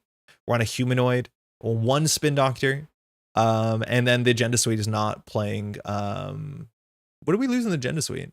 Because we weren't on 2 Yagis before. We're on 3 Regenesis now. That's different. Usually on 2. Yeah, these lists are kind of getting together. Both these have commentary. Oh, super cool. Were they there? Or I guess they were remote, right? Oh, there's no Sting. That's it. Yeah, the Stings are gone. And the 3 Stings are replaced with the Yagi, Uda, and Regenesis. So there's actually 1 fewer agenda, if I'm not mistaken. Zauko looks scary. Yeah, this is very similar to the ones that were played at UK Nats. I think Sokka was playing either this list or a similar list on his last stream where he was playing against Jat in the top cut of the single elimination finals. And it was like this game where he floods really, really poorly. It's on turn 3. He's playing Alco like I played Alco last week. We're holding like 7 points. This deck also now only has 1 Spin Doctor. So it still has 3 Moon Pools, but the recursions have been more limited. And then it's like he's fighting. He forgets to res a Fut and he's like really kicking himself. And then at some point Jat runs Archives with 3 cards and just dies to double Fuji, which is like, it's a hard thing to play around. I don't know if it's open or closed deck lists. It's like you hate to see the game just end like that, but you obviously take them. But there was like a very clear play on the table that it looks like a Regenesis. So if you can't run the remote server, you have to run Archives. And the worst case in this deck, if there is open deck list, is 4 damage from Fuji because there's no Stings on the list. And I don't think there's a Fut on the table. So yeah, unfortunately it was the 4 Fuji, and losing on 6 points feels bad. Day 1 was Coder and Neil. Day 2 was Sindarin and Hams. Everyone remote. Oh, super cool. Wiki on Earth Station, I have to know. It's funny he bricked so hard against Jat on stream and then Jat still flatlined because the Regenesis threat is that potent. Yeah, Regenesis threat is really, really potent. I don't think it would have won the game. I'd have to like watch a bit more carefully to see if it was like the play or not. It would have put him on, I think 6, and the hybrids, I think one of them was spoken for. That was the 1 agenda in Sokka's score area.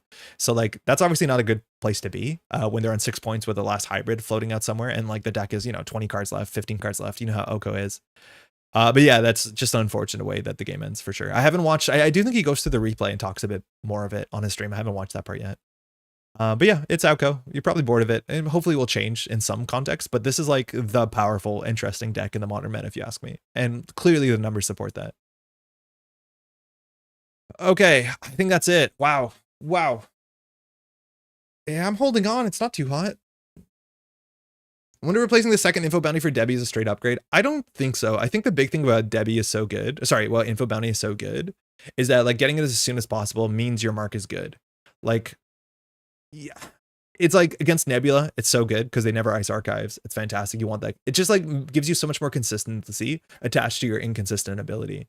Just adding a Debbie, I don't think fixes it because then you still have to play a run event to run archives and like, sure, it's clickless, but could be better. You know what? You know what? Should see it tomorrow. Thank you, Daniel. That's very kind. Very appreciated. Okay, what are we doing today? I don't honestly know what we're doing. I have no clue. Maybe Bangoon could work. Open question. Maybe. Maybe we play some Leo Glacier for a moment. I feel like I want to prepare for core. Wow, dual decks all over the place. Oh my god, dual decks all over the place. Huge dual deck window there. I think the front page is all Shaper dual decks, so they just haven't like converted here. I wonder what meta these are from. Gang Sign Leela? Wait, Geist? Based on this, what do I do with all my FFG cards? Oh, okay. So it's like kind of snapshot-esque. Bangoon is love, Bangan is life. I haven't had the best time with it so far. It's been very frustrating because it feels like your opponent is playing more of the game than you are. 3 Crowbar, 3 Shift, 3 Spike, Mongoose. Man, when they used to make cool killers. That's not true. There are still cool killers, but like it's really cool to have a powerful killer with a big downside. You can only use 1 Mongoose per run. It's really good at breaking stuff though. It's funny. Is this card bad modernly? You're breaking Saisanton for 4. It's pretty bad. You're breaking Drafter for 3 though. That's actually relatively good for the modern meta. That's cool. You're only on 5 cameras. Respect. I like 6 cameras. We have Maxwell James, maybe pre-eroded. I don't know. The text on this is actually different than the text on the card. Significantly different in some ways. Very, very significantly different. Then we have, of course, Fall Guys. We have Peddlers. We have Tech Traders. And this should be a fun deck. It's trying to win off only spy cameras, which is like totally doable because you generally play 10 of them. Not a lot of multi-axes I remember in Geist besides Turning Wheel, which we're not on. The dual decks are from Smitty in the Seattle scene. Yeah, that's cool. Obviously, I have an old FFG collection. I think I would want to probably make a cube out of it, but having like a board game type dual deck thing you can grab seems also really fun. Make a Nebula deck that builds a remote. We played against one last week, and it like really surprised us that what it was capable of. I think the matchup wasn't that good for us because we were, I think, Shaper, and we couldn't run that aggressively. We had to set up a wee bit. I do think the last deck that we were playing that was the Shaper Lad deck. That actually probably could be a Dawi deck. Like this soups up deck, I do think you could change it to make a Dawi deck, and it kind of would be reasonable. You just have to play SMCs and ways to fill up Dawi's MU, but this in Rig, the way that it functions, I do think is also technically a Dawi deck. It's just you have to do so much work for like maybe comparable benefit, but also not have the link. Yeah, maybe the Nebula idea is interesting. Let's just play one LEO first and see how we feel, and then go from there.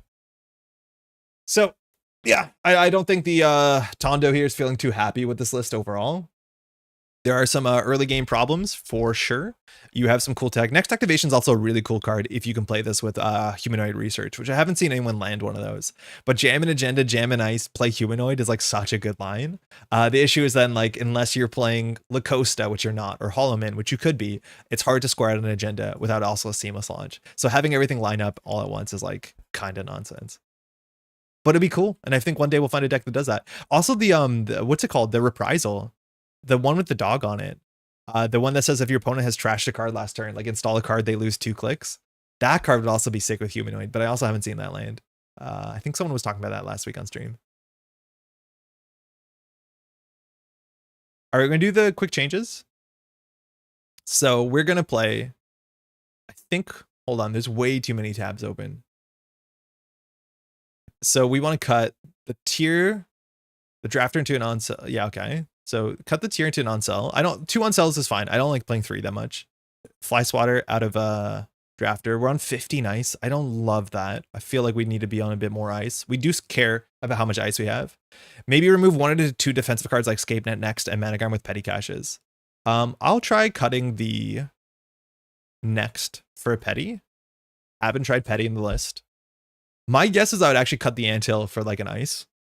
I think 15 ice is too low. A lot of times with Byroids, you actually need multiple ice because 1 Byroid doesn't do anything. So you need Byroid into 2 Byroids or Byroid into Harden to run something like that. And that's just an inherent downside with your deck mostly being Byroids is that they can always click through your ice. And so either you have to play more non-Byroids or just play more ice and get to the ice more quickly. So I do think 15 ice is not helping us get out of the early game is my guess. I think from my experience, like how many ice am I playing in LEO? Like in core, I'm playing 16 plus. And even then you run out of good ice in core relatively quickly. 1 petty cache seems so silly. I guess it's 1 petty cache. Cut the knight and keep the Scape Net? Yeah. Yeah. I want people to feel bad. I think we're so loose to twitting. This is a chance to actually do something. But like the next is cute. This is like warping. Wait, how do I save? Why can't, where's the save button? Oh, it's up there. Okay. We'll give it a shot.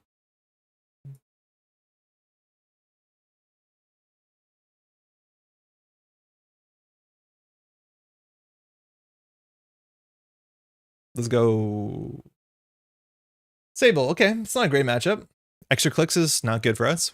Clicks can be spent with their ice. Hey, best of luck, have fun. And we'll see how aggressive he is. If he's really aggressive, this matchup is miserable. Less aggressive, better for us. So first thing we want to do is not get diversion of funds. That's really, really nice. It's good to have a Tranquility early because the Tranquility means that it's hard to trash on turn 1. It's very expensive. And then next turn, if we drop the Regolith on it, we're good to go. The problem is we have 2 ice. One of them you can always click through. This card doesn't do a lot on turn 1. It only has 1 relevant subroutine. Huge downside. So we might have to put that on the remote server. And then we just put the Fly Swatter in HQ, which obviously does not hold up past the mid game because it's broken for 1 credit with every breaker functionally in the game. So maybe you could swap it to put the hard end around on the remote server, which might be better in context. So I don't know. I think the best thing we could draw here is like a Hagen. Ooh, that's not a good draw, I guess. This is what I mean. Is like if we don't land our Regolith, we are so cooked. We also could play slower here and ice up centrals because Sable obviously wants to run centrals. So we could do like Boomy Fly Swatter and then just say whatever our next ice is, we'll jam behind the Tranquility. But we only have 13 ice left in 43 cards. So our next mandatory draw is not likely to be an ice. And if it's not likely to be an ice, I don't know what we do. So if that's the case, we might just do Fly Swatter Boomy on centrals, click for credit, and then hope we keep Sable off of any value. But yeah, this is so like contingent on top deck mode. I usually don't like that. I usually rather just do Fly Swatter and HQ, Boomy on remote, Tranquility on remote, and keep them slightly busy. How many agendas? Only 8. We've drawn 2 of 8. There's only 6 and 43. So we don't have a huge incentive to ice R&D for agendas. But like if Sable rolls the mark, it's like a free info bounty. It's a free clean getaway, stuff like that. So I don't know. I'm going to try just like doing this play and saying that we're going to try and play around Sable. But if we don't top deck an ice here, we're in a bad spot. Archives, okay. That's fine. Yeah, the deck only has 8 agendas. You can get it down to 7 if I'm not mistaken if you try really hard. Then you run like 12 points of 3-pointers. But the agendas are just not good draws in the early game, and people don't want to be playing Sprint. I think you do want to consider playing Sprint to some extent because fixing the early game hand. Yeah, so glad at least this is just a click list 3 credits. That's R&D. That's all that works for us. That's what we're playing around. He has bravado and he has reasons to face check. There's no reason not to face check on the first 2 clicks. There's like no bad face check. In core, I'm actually playing Scatterfield in LEO, and I think it's interesting. I don't know if I like installing the Carmen. That means if you find the Boomy, you have to break it for 4 now, and actually it's harder to click through. Open market, cool. Like I try and hold off installing breakers. This also means now if we have like a barrier and we put something in, we spend 3 credits on this, which is not super necessary. That being said, what am I going to do? Oh, that's okay. So we don't care what happens here. This probably won't get trashed. If he trashes it, it's all his money. If it doesn't get trashed, we get a rego. MIC would be rough to face check early. Yeah, but if it drops us down to 0 credits, you're super happy. Like if we go down to 0 and you still have a click left over, you just run your mark and then you're good to go. Like putting the corp down to 0 means they literally cannot do anything. I will trade if it was 6 credits. The problem is that like if it's now an on sell, you can't run last click. So I'll take it on turn 1. If I had like 22 credits, that's a different. But if I go down to 0, you're happy trading an MIC. We have MIC, right? That's our only code gate besides Fly Swatter. So like here they could run this first click and it's like really good for them. They either click through the Boomy, clean getaway on archives. Okay, we're happy with that. There's a click for 3 credits. They don't even get their mark. They're running, we have to functionally res here. So we're down to 4. So now the Boomy res is a bit more expensive. Not sure why the art's not loading. Now they also know what they need to get through here to land a transfer. Credit. Okay, they didn't challenge this. That could have been a Regolith, which is not expected. Now we're loading no art. So I think we're just going to empty this as much as we can. So they probably still should run this. It's 7 to trash everything. We're playing like this is an end the run. It's apparently not. It's just the Boomy. I don't want to trade it. But already it's expensive for them to run this. Unity. Okay, if we get transferred, the Axis is worse than the credit game. But this is what I mean. This is not going to hold. We could consider shifting these and having a better ice on HQ. Yeah. R&D is the mark, though. So this is a 1-cost code gate. The Unity's down. He just drew it naturally. And this is where like our game is going to spiral backwards. I wonder if we have to play slower or whether we should just say R&D, we're not going to ice. I can't tell. I need more reps into the matchup. Antil, that's good. You can trash it for 1. The king hacked into Jaina and data siphoned the art. I think sometimes you can like hard reset it, but I don't know if anyone has a good opinion. Here you really should run this remote. Like transferring us is not worth much when we click for 9 next turn. Let alone Ice HQ click for 6. Yeah, I think you really need to take the money down. MIC into Unity, you have to boost twice because it's 4 strength. So once to 3, once to 4. Eventually it's a bit cheaper, and then there's 3 relevant subroutines. We could consider trashing the Fly Swatter, actually. It might have been okay to save a credit there.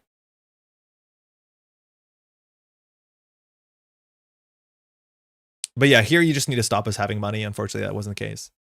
All right, just hard buy-bins on archives. You can just hard, like, if this went straight into server 1, saying that you have 2 breakers, the only thing you can't beat is like a Hagen. This is so much better because they use the credits to trash all of this. I have a weird relationship with buy-bins where unless I have a Chesva, I don't like doing it on archives for no reason. Like if this is your mark, so be it. We're not in Mitra, no. It's like pretty straightforward. Influence spend. It's like Anoetic, Antil, spin, I think it's it.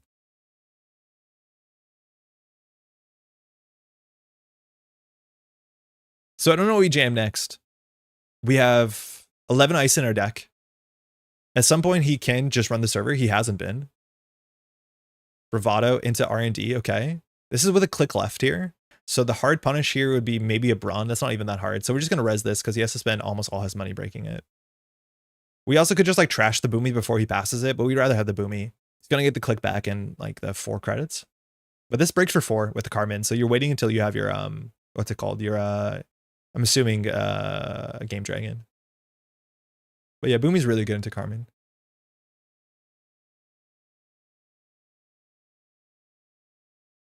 This is the only bad matchup for Fly Swatter's Criminal. And even then, sometimes just having like a cheap end the run is fine. 10 credits, got the classic. We still get a Reg LEO hedge fund top deck. So we can fire the Tranquility we want to. The problem is we have nothing good to fire. So I'll draw once. Okay. So we can score at the ADT here. R&D is okay. Archives we want to ice up at some point. The third Boomy was like the best ice for Archives. So far they've played 2 Clean Getaway, no Carpe Diem. So our incidental Archives runs are mostly dependent on Carpe and Info Bounty, which we haven't seen any. If we empty the Tranquility, the Reg LEO, sorry, we can't really use the Tranquility this turn. So we could just like Reg LEO hedge fund. I think that's probably fine. And then next turn we'll do Hagen on the remote server, and then we'll push an agenda. We'll do Hagen Architect Advance. So we'll set up for that next turn. So hey, we got over through the early game, and that's mostly because our opponent did not contest our money, which he definitely should have. With a Carmen, let alone with only Byroids, there's no reason you can't face check this. And taking down their Tranquility, let alone the Reg LEO, means that we'd be down 12 credits here, right? Like so important that he deals with this remote server. It seems like he's more focusing on like just touching centrals. At this point, we've drawn through 12 cards, so you're assuming there's 2 agendas in HQ, which is accurate. But this MIC is going to be expensive. But yeah, if we had 12 fewer credits here, like there's no game of Netrunner. This feels really loose. You see that? Like it shouldn't be wiggling like that. Oh, Carmen's here. And Chezo, so the whole gang is here. So this is like last click. So if we res this, we're just going to res this anyways. We're probably going to lose something here. But now if you want to fully break this, it's 1 to boost, 2, 3, 4. You could technically let us trash it. I honestly think you might let the lose a click subroutines fire. You only save 2 credits, but that's actually a fair bit. Maybe you have something better to do for your click, but like there's no way I throw the MIC at you. Feel like Void's gonna be very hard to use? Yes, this is the problems, is that when your early game is bad, everything becomes bad. It's hard to use Void. If you don't have ice in your hand, your Mershas don't do anything. Like it snowballs really poorly. This is an expensive single. It's a 50-50. Now, if this single whiffs, his money's really bad and we can push in the remote server. So ideally we keep the ADT. If we lose the ADT, that's the worst case. I don't care if we lose the vulnerability because we're not doing anything with it. But now he's down to 2 credits starting our next turn. So we're actually feeling, oh, HQ's the mark. Nice. Okay, that's fine. You can trash that. We're not going to use it. I'd actually be happy if you trashed that. Cool. His 2 clicks. Yeah. Okay. Ordering there. You definitely want to drop first before you click for credit. It's a small change. Oh, that's really nice. So running the Hagen is actually what? 3 strength? So we can make him run it twice. I don't think he can run this remote server without an overclock. We have to res Boomy, Hagen, ADT. We could pre-advance the ADT. We don't have to. We just click for a credit though. So we could install ADT, install Hagen. Tranquility, we probably gain 2 credits because we still have to res 7 credits worth of ice and score this out for 3. So we can either click for a credit or draw once. I'm just going to click for a credit because we could in theory be transferred, but we're in a pretty good spot. That was a really good top deck. If his ADT fires and we get a big piece of ice, we're gaming. We took out the tier. We can always fire the ADT to get an agenda, but my guess is this is an agenda in the remote server because it's been this many turns and we had the Tranquility doing nothing behind a single ice. As soon as the Tranquility is doing something behind 2 ice, probably feeling a bit better about ourselves. And of course we have the LEO ability, which we need to keep in mind. We might throw the Boomy at last panic. HQ's the mark. Okay, 50-50 if you want to get through there. I do think you can just run that MIC last click. It saves you 2 credits. And if I throw the MIC at you, like, who cares? Then you run HQ for free on the following turn. It's a nice way to make HQ run only cost 1 credit, let alone you get the stable click back after.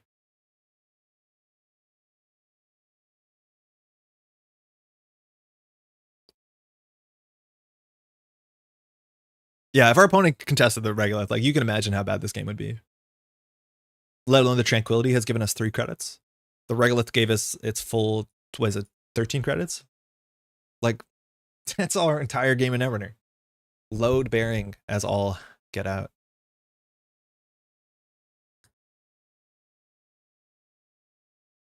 These are the sort of matchups where you don't need it, but imagine someone drops like a Mag Electric and de-reses the MIC. Like the game gets so messed up.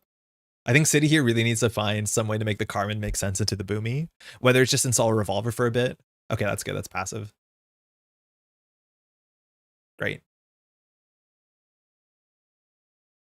Double market. Oh, bounty. Okay, cool. So next turn he's going to be only on 1 credit, so I'm not feeling too bad about that. Oh, we drew the Brawn. Hate to draw that. So the top of the deck is Send a Message, Hedge Fund, Vulnerability Auto, Tranquility, Regolith. And we just drew the Brawn. It's so hilariously bad.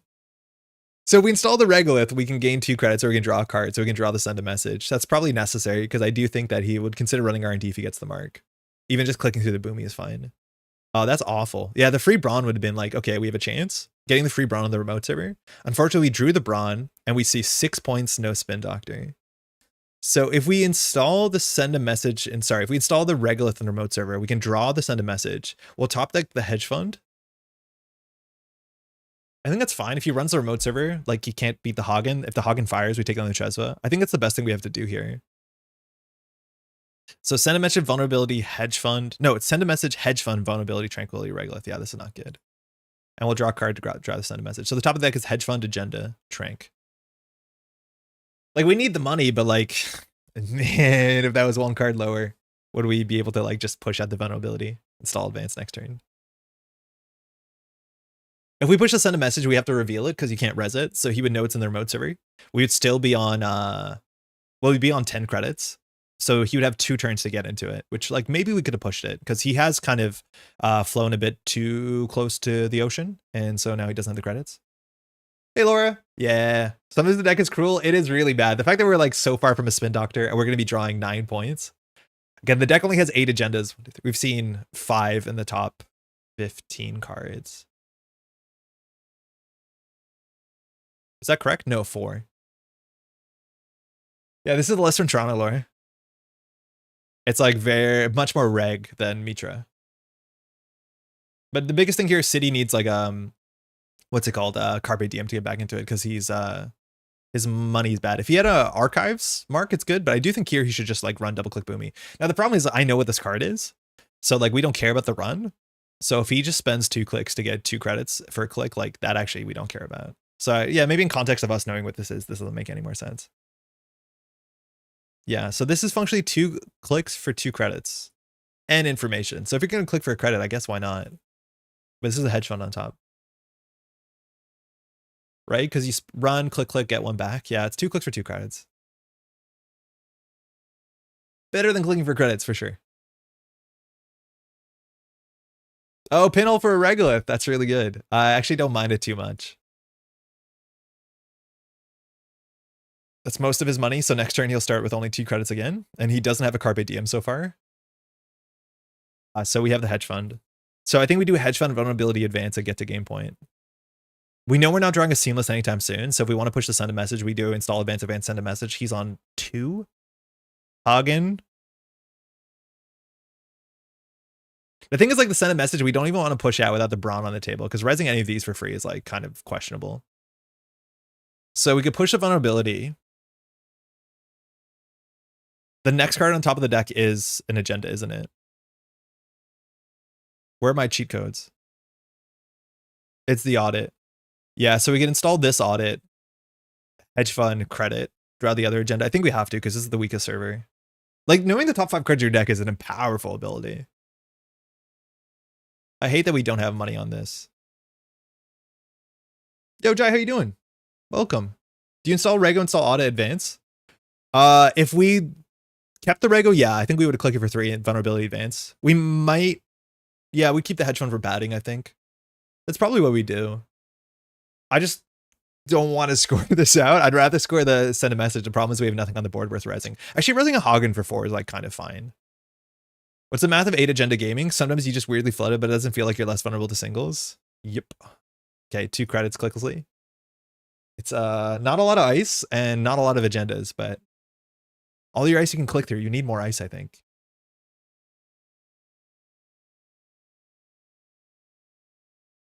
All right, charging this. I think we lose this. Yeah, that was really good. It was archives run into Sure Gamble. So we res this hog in. We go down to 7. It's only 3 strength. You have to watch out that you don't farm too cheap of the barriers, but Kurapir has to break that for 4. Boomy is 5, 6, 7, 8, and then we can throw the Boomy. We probably just let the vulnerability go through. It means we'll keep the Tranquility, and then next turn we can jam the next vulnerability. But yeah, we just make this expensive. If he doesn't break all of this, he loses his Chesva, let alone he doesn't get a Kurapir counter. I wonder if it's better just to install the send a message and get the Brawn on R&D. And just say if you steal it, we'll get points. But because pre-advancing this means it's an agenda. There's like no consistent LEO or let alone HB deck that advances cards that are not agendas. So this is on sell. You'd break it for 5. So you're still pretty safe here. We always can trash this, but I'd rather use that in a later turn. Because if we trash this, he can still run. No, maybe he can't. We could trade the Boomy for the vulnerability. Maybe that's fine. You also can take a core damage here if you want to save a credit, but the credit really doesn't matter because you're not playing around Ikawa, let alone you can't trash this. I wonder how good Zatoing Boomy would be. It's done and all. Why can't we do it here? So we could LEO the Boomy. That would put him on 1 credit. If he wants to run back, this costs at least 3 at a minimum. Then we can sort of vulnerability. So we're trading this Boomy for vulnerability. I think the Boomy is actually really good. We just let this vulnerability go through. He's going to wait on 3 agenda steals anyways. And we keep our Tranquility, so we can just push the next vulnerability.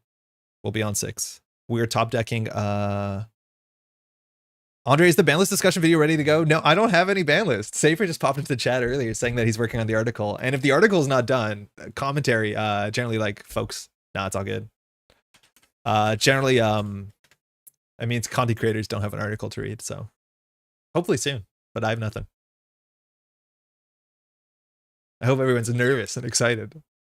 I wonder if we'll get a video out by Friday. It might be tough. Okay, so Tranquility, the next card on top of the deck is... We don't know. Yeah, we don't know the next card.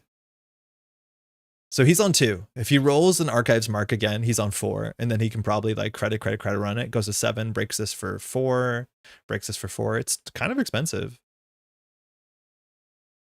I think we probably just put the send a message in there, put the Brawn in front and click for credit. This will leave us at 5, which we can't res the Brawn, but it's not like the send a message is doing anything. I think that's probably one of our better plays. We want to fire this every turn, and I think we need to push the send a message to have a chance. And then we can double advance it maybe next turn. Hopefully he overextends on centrals. So far he's seen 2 agendas and 19 cards. You're assuming about 3, so running HQ makes some amount of sense. So I think we install this, go to 6, install this, go down to 4, and then we just click to 5. We can't res it, but he doesn't know that. Because no matter what happens with the send a message, we get a free Brawn, and then I think we can use the free Brawn to close the game out. As long as we don't lose on R&D, which like, hey, look at our server structure. We might just lose off of R&D. Oh, he'll be on 5 because of open market, yeah. So in theory, he could like, oh, info bounding on R&D is okay. We don't know the top of the deck, but that's at least 2 credits to go check what it is, unless you double click. Because it's 4 with the Chesva. I think you can totally take a core damage on some turns. Gonna give it a try instead of playing while jet lagged, floating fast. What are you doing commentary for? So this is just basically a free access. Because if you want to pay 4 for this, you'll get the 2 back and the click back. So you pay 2 and 2. We're double clicking as well. Okay, so your clicks are at least worth a credit. So you don't have to do this, but it means you can use your Chesva on centrals alone running back if you want to. This is an unknown card. Looks like it's a trashable. Spin Doctor. Trash with a Chesva. Okay. Oh, that's good. That actually is better because then you use your Chesva to trash. We would love to draw that. So it's 2 clicks. Again, this is 1, 2, 3, 4. This is 5, 6, 7, 8. Oh, he had another gamble. Are we going to lose to send a message? It's 8 to run this, so we're assuming we can res this. I don't know. I think LEO needs text that lets us summon a Seamless launch at every score. I mean, Seamless is such a good card, but that's because we don't have the sort of like it doesn't feel like advancing cards makes a lot of sense in HB. Like having to advance your cards at HB sucks because they know their agendas, and if they try their hardest, they can run it. So I think we're just trading this agenda for the free Brawn. I can't believe he had the second sure gamble. I think that was the worst case. I guess we haven't seen a card by DM anyway. So now this Hagen's going to be on 4. So if he breaks the Brawn, he can click the Hagen, like bypass the Hagen on the next run through.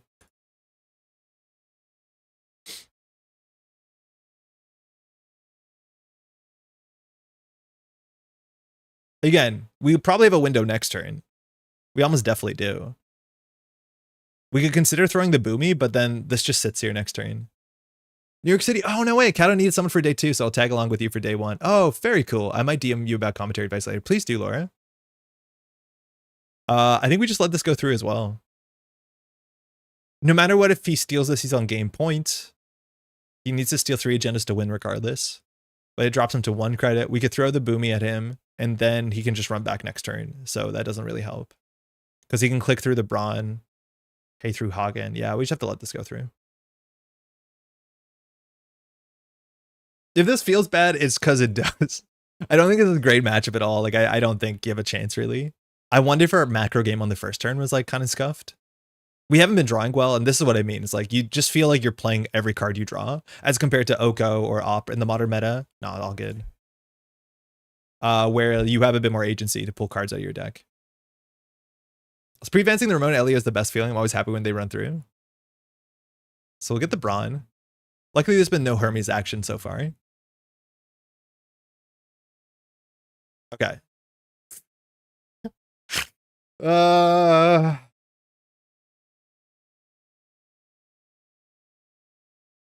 So if he wants to run this, he triple clicks the Brawn. No, he can't. And now we can throw the Boomy and have the Brawn Hagen remote server. So the server is finally good. It's turn 10. If we push a vulnerability, we still have an R&D issue. So I think we draw once, then install, then. I mean, I don't think we need this. This is probably better than R&D. The thing is, like, if this is our turn scoring this, it doesn't feel great. Remote is safer than HQ here. So we can install this, go to 7. Single advance, go to 6. We don't have to score it next turn, but we can. Top deck Seamless would be the best. I just don't want to score it next turn because it means it's a turn that we don't fire Tranquility.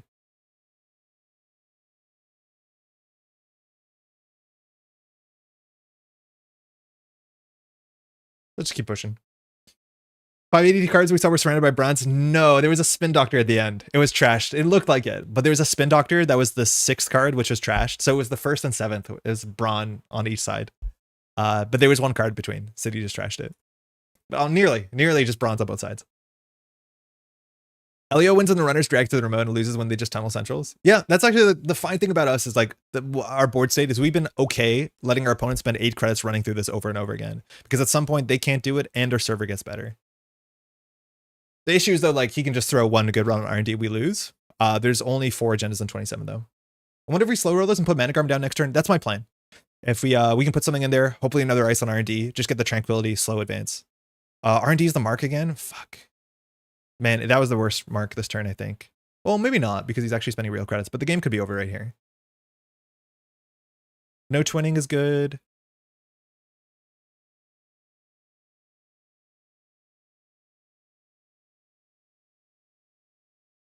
So he's going to see what we're drawing on most turns. I guess maybe Archives might be worth. Stone Chip is fine. So this is probably... I don't know whose list is running a Stone Chip. Top deck Regolith, not very good. So I think we just install the Manigarm, we advance 1, we put a Brawn in R&D. He's on 3 credits. Feeling pretty good. Just slow roll this bad boy. We probably won't res the Brawn. It's just nice to know it's there.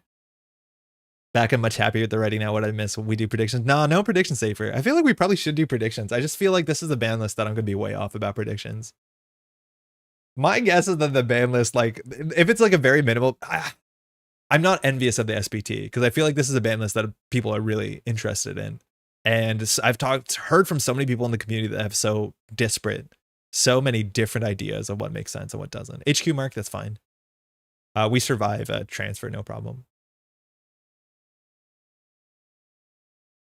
Stone Chip, in theory, he should fire that on our turn. I don't know if he missed the window because JNet's not very obvious. But if he can draw on our turn, that fires a Cross Act. I'm assuming he's doing this on our turn. So super interesting indeed, but I'm very happy with where we ended up. That's good to hear. Really, really excited to hear that. It's like straight banning Nebula, right? I take his bun FUD, false lead, and deep dive. My guess, okay, after this game, we'll actually look through the whole standard list and do a bit more of a constructive take at it. I do think that this is the sort of ban list where it's like the effect of one change and what it's doing to the macro meta is not going to be super apparent. It's not just going to be like, people don't like FUD. FUD is good, ban FUD. It'll be a bit more holistic and interesting than that. Like, oh, we banned this one runner card, which means we think these corps will be better as much as we didn't unban Luminal. Sneaky ban suggestion for Genesis. I'd be on board. I think that card's, well, I don't know. I'm like the sort of person who feels like, yeah, corps should have unfair cards, but then at some point, when is unfair too unfair? Lots of explanation context kind of needed. Very, very cool. All we did is ban Spin Doctor. You'll figure this out. The Oko deck with one Spin Doctor is like, got this. There's a twinning. Okay, so City really needs to charge that every single turn. That's not good for us. Carpe on HQ. Okay, I'm happy with this run. It's expensive. We're not charging barriers. It's going to charge the twinning, and if he dumps the twinning into this HQ run, like, we're golden. He does know one of the cards is Regolith, so it's not a really good twinning run. But if he does dump this, it's like the best thing for us. Breaks all of that, breaks us for 1. Charge the twinning this turn so far. Please dump this. Damn. Access the unknown card. I think he does know both of these cards, actually, if he's tracking. This is the issue, is like, twinning interacts positively with LEO, because even if we throw the Boomy at him, he could just like not use the counters. Like, it's used on Breach. It's not a paid ability window thing like the previous Turning Wheel. For those who haven't played the game for a long time, this is a reimagining functionally of an old card, except that card was at paid ability window speed. So you had to commit to it before the Breach. Really weird. I think there's like a ban list that I'd be happy with, like, just kind of off of my own vibe. Like, I'd be happy to live in a world without False Lead. I'd be happy to live in a world without Deep Dive, for at least for a bit. I'd be happy to live in a world without Nebula. But like, every meta has cards you don't like. It's only up to the ban list to figure out how bad they are. Throw out a mutual, of course. Okay. On sell. So we can score the vulnerability and jam. He doesn't know if it's a Regolith, but there's not much else we can do. So this will bring us up to 6, which is exactly where we need to be.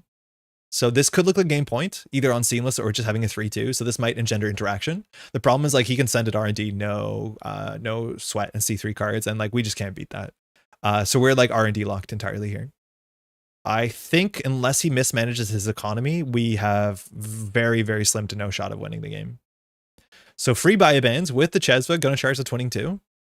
Very good. But like, we can't stop him from seeing 3 cards on R&D every turn. So we have to make him run this remote server at some point. Hopefully this Regolith sells it. That was one unknown card in hand, which is the on sell. So he could think that maybe the card we drew ends up in here, but he should know full hand if he's tracking.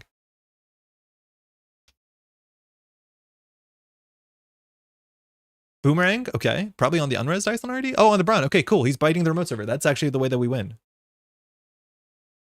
The thing is, like, if he boomerangs the Braun, he doesn't break all the subroutines, so he has to click one of them. The thing is, though, if he boomerangs the Braun, Kurapira doesn't get fully charged, so he'll charge it on the Hagen, and then the next time the Braun run sucks. Luckily, though, we can force the Braun twice on an important turn by like throwing the Boomy at him.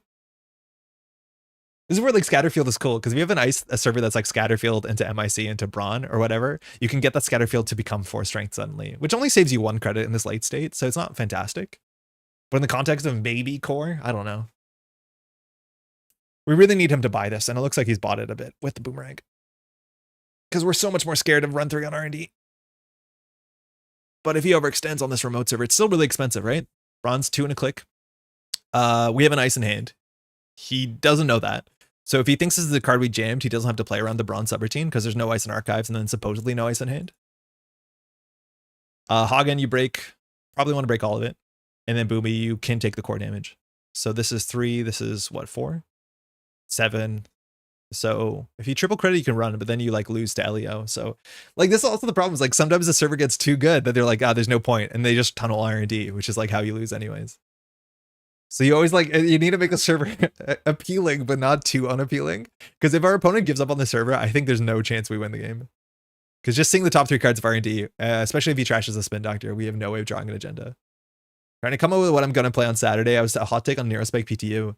I think a player was playing PTU at LA, I think. I'm not sure if they published a list. Neurospike PTU. I worry that there's still a lot of like don't die shapers out there you might struggle with. Transfer. Okay, that's cool. Once all this ice gets broken, we can decide if we want to throw the MIC. At this point, throwing the MIC is okay, because making HQ hard to run is not our priority. Oh, but it only is a click. He has 3 clicks left.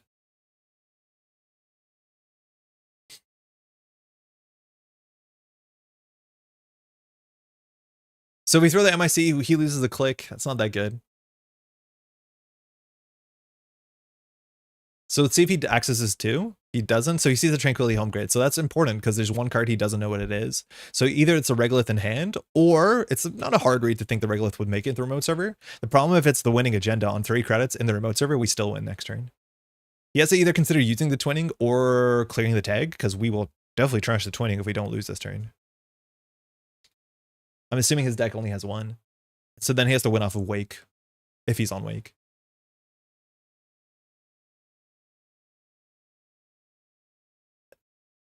Again, we're only this far because City didn't contest the Reg LEO, let alone the Tranquility.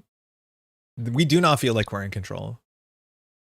This is how I feel playing LEO. It's like really hoping your opponent overextends in a certain direction. I don't know what to do about that. Maybe Humanoid does help because it gives you the explosive power to like break lock and do all the sort of stuff you need, but it's hard. It's really, really tricky. This is what I feel like Honest Corp kind of feels like in the modern meta to some extent.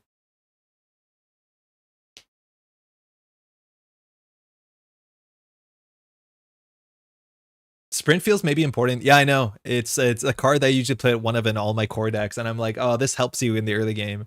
And sometimes getting through the early game is the most important. Breaking lock obviously is huge too. But yeah, no, I could see it. It just sucks that you need that. It's like, oh, fundamentally there's problems with your game plan, so you need this like marginal kind of dirtle card. All right, we lose to this, not inconsistently. Playing the Corp with no kill combo is a losing proposition. I don't think it's like the tier 1 thing to do, but like having alternate ways to attack the runner seems really important. It usually does in most metas though. Except the ones where PD wins worlds and that's good stuff. But all right, so we break this for 4. We see 3 cards. There are 4 agendas in 25, so 1 in 6. Seeing 3, I think it's a 50% chance we lose. You technically can take the core damage. Like, I don't think it's actually that important. I just don't know how much a credit is important. Yep. Cool. Lost a Nuka. That's fine. So you save a credit. There's no breakpoint on 3. I don't know if he's doing math for the remote server, but you should see 3 cards here. And if this whiffs, like, we have no chance of winning the game. Yeah, good game. Cool. I do think that's the common LEO experience. We'll do one more, but yeah, I don't know. It's compared to like the other things. I don't feel like we have a lot of agency in our game plan a lot of times. You just have to kind of draw well. I don't know how you fix that. I really don't. I want to be very clear when I say that. Like, I want to make sure that we're not dismissing like our play, because we probably didn't play that 100% perfectly. What was server 1? Oh, just a Reg LEO.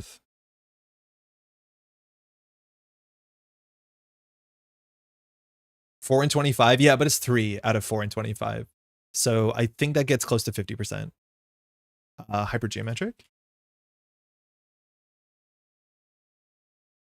I think it's about 50. Intuitively seems 50. So 25 cards, 3 successes, sample size. Sorry, 4 successes, sample size 3, number of successes. 60%? No, that's standard deviation. Oh, about 42%. Okay. So a bit less than 50. But even if he misses 3 there, like we have to basically break lock in the next turn, which is not possible. How successful do you think stopping transfer wealth to have 6 credits for R&D Braun is? We can't stop it though, right? Like, so even if we res the Braun, he can break it, I think.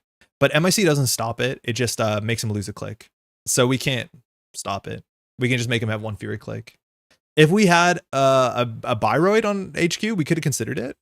But if that's the case, then he can maybe run the remote server a bit easier, which is at least fine for us. But yeah, our positioning for no hard end run on HQ is like not great. But this server, even if we could res the Braun, I think he can get through it. And if not, he just doesn't use the twinning. So I think this was the first card. So like maybe there's a world where if he doesn't run R&D this turn, we top deck the ADT, put in the remote server, advance it once. But if he has all his credits left, he probably can run this. Maybe he can't with Managram.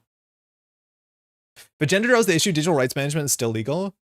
Yeah, you can only play that card if they happen run HQ, which is sometimes a problem. But it's not so much agenda draw. It's like managing the hands where you have too many agendas early. It's like Sprint probably solves it. It's just like, I don't want to play a deck that uses Sprint as like a structural piece.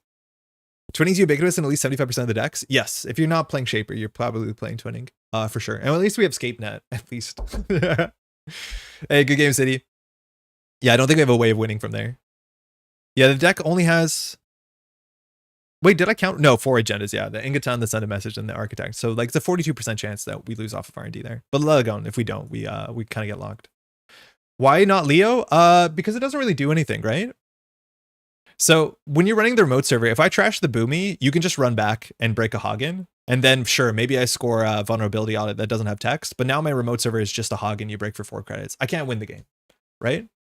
Like my only way I can win the game is to build a server like this, where at the mid to late game, you have to run this twice on a turn. And the way that your economy is managed, you can't do that. So sure, I could spend now, but then I lose the future. I need to be able to lose the future now and keep you spending money. Problem is like, I'm going to lose on Central sooner than later, but I can't throw the Boomy at you. And then when it was a Send a Message, if I threw the Boomy at you, I can't score the Send a Message the next turn. So you just run it again next turn and I still lose the agenda. So it's like firing a border control, which if you're familiar with that card, you don't always fire the border control. It's a lot of times better to keep the border control in the future, because anytime these cards, these become like force multipliers. Because if I throw the Boomy when the server is just a Hagen, all you have to do is run the Hagen. But when I throw the Boomy in the mid to late game when the server's Hagen, Brawn, and Managarm, that is worth way more. So I have to look at my hand and what I have access to, whether trading now is worth a better future. I don't have a better future. I have 3 Kura counters. Yeah, if you break the Brawn, so then you have 3 Kura counters. So then you have to break the Hagen or Kura the Hagen, and then I make you run it back with Managarm. And I maybe have something there, but it's really, really hard. It's really, really difficult. Vovo could replace Rego? No, Vovo can't replace anything. Like, Vovo just doesn't do much. It sometimes saves you money. Regolith gave us, what is it, 13 credits by turn 3. Like, Vovo doesn't give you 13 credits to play the game. I don't understand Vovo. He's cool, but like, I don't know.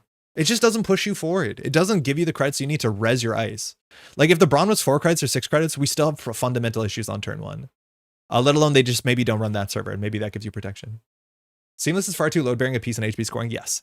And maybe the fact is, like, anytime you advance a card, they know what it is. The fact that you're playing LEO, like, that's the hard thing about LEO, is like trying to contest this remote server when you don't know what's in it. Then you know, like, oh, they could LEO me, they could blow me out, I have to run it twice. As soon as you advance the card, you're like, I have to run that. And then it changes the math so much.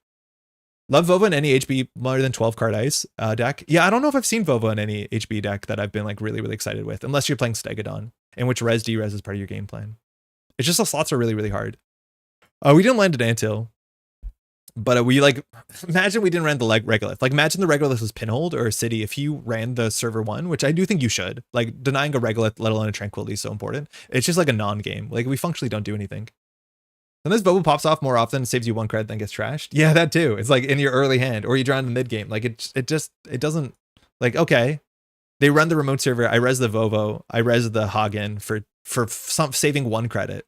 And it's like, I can't build my mid game off of that, I don't think. We'll do one more.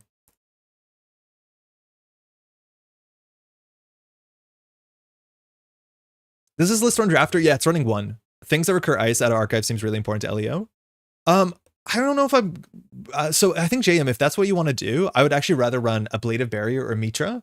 Because the thing is, by the point in the game that you want to recur your ice to be able to do things, so you've already aggressively LEO'd it, they're probably at the point where they break the drafter, right? Like, the drafter is only really mean in the first couple turns, and in the first couple turns where they'll face check into it aggressively, those are the turns where like LEO hasn't fired. So it doesn't totally line up. Ablative Barrier is a bit better for that, because then when you're on threat, it'll probably fire, let alone they can't stop it not firing unless they hush it, which they usually don't do. And Ablative is not like a terrible card. Not that Drafter is a terrible card. Drafter is cracked. But yeah, that's the hard part, I think. So like, I don't know. I do like Drafter though. I think Drafter is just good because people face check, especially in the early mid game, because they expect all your ice to be able to click through, which is like 90% correct. Which is why you need to have things like White Space and Hagen. So I could see there being some validity to playing more Drafters. I just think we're probably playing too few ice. I think 15 is too small for a deck that needs ice to win. I had a situation yesterday where Central looked super weak, then my opponent played Vovo on the Trank for +2, then moved it to the weak Central, such as power move stopped all my plans. Yeah, sure, but I don't know. I think that's like the high of Vovo. I don't think that's a consistent Vovo. fact there are no neutral advanceable assets that actually do anything make it plain obvious you have agendas if you do advance. Well, I don't think they need to be neutral. For what it's worth, like, we didn't have neutral advanceable cards for the first 7 years of Netrunner, 6 years of Netrunner, and I don't think that was a big issue. All right, this probably will be even worse. Thanks, Videodrome. Thanks, C2. I don't recognize his name. Yeah, the sort of like red criminal matchup is not gonna be great for us. Okay, so we drew 2 of our agendas. No economy, 1 ice. We definitely want ice on HQ. Side decks are playing transfer. Not all of them play diversion. I do think they're all playing transfer because accessing cards is what Zaya wants. I mean, like, I don't want to say the game's over as soon as you do your mulligan, but like sometimes it do feel like that, don't it? It do feel like that sometimes. Like we have to MIC HQ credit. Resing Mersha to save the install means you pay 1 credit for the Mersha, and Mersha has really good text. We didn't see a Mersha in the last game, and Mersha would have been okay. But yeah, this is just like HQ credit. Our remote server might just be booming Tranquility in the next turn. You want to set up your Tranquility in turn 1 to fire it next turn, which we can do with a Mersha, because this eats its own trigger. Super unintuitive. I think we just have to do this. I don't know. Because if they force us to res this, if they just like do a, you know, the straight transfer, we have to res the MIC. Oh, that's not good. I've already appreciated the design subtlety of LEO Biroids being your boarding controls aren't just expensive. It means half your ice can get clicked through early game. Yeah, it means you have to survive the early game. And honestly, I'm not betting on that most of the time. It's like really ugly. Install Naked Trank. And that might not be the worst there, actually. It might have been okay to install the Trank.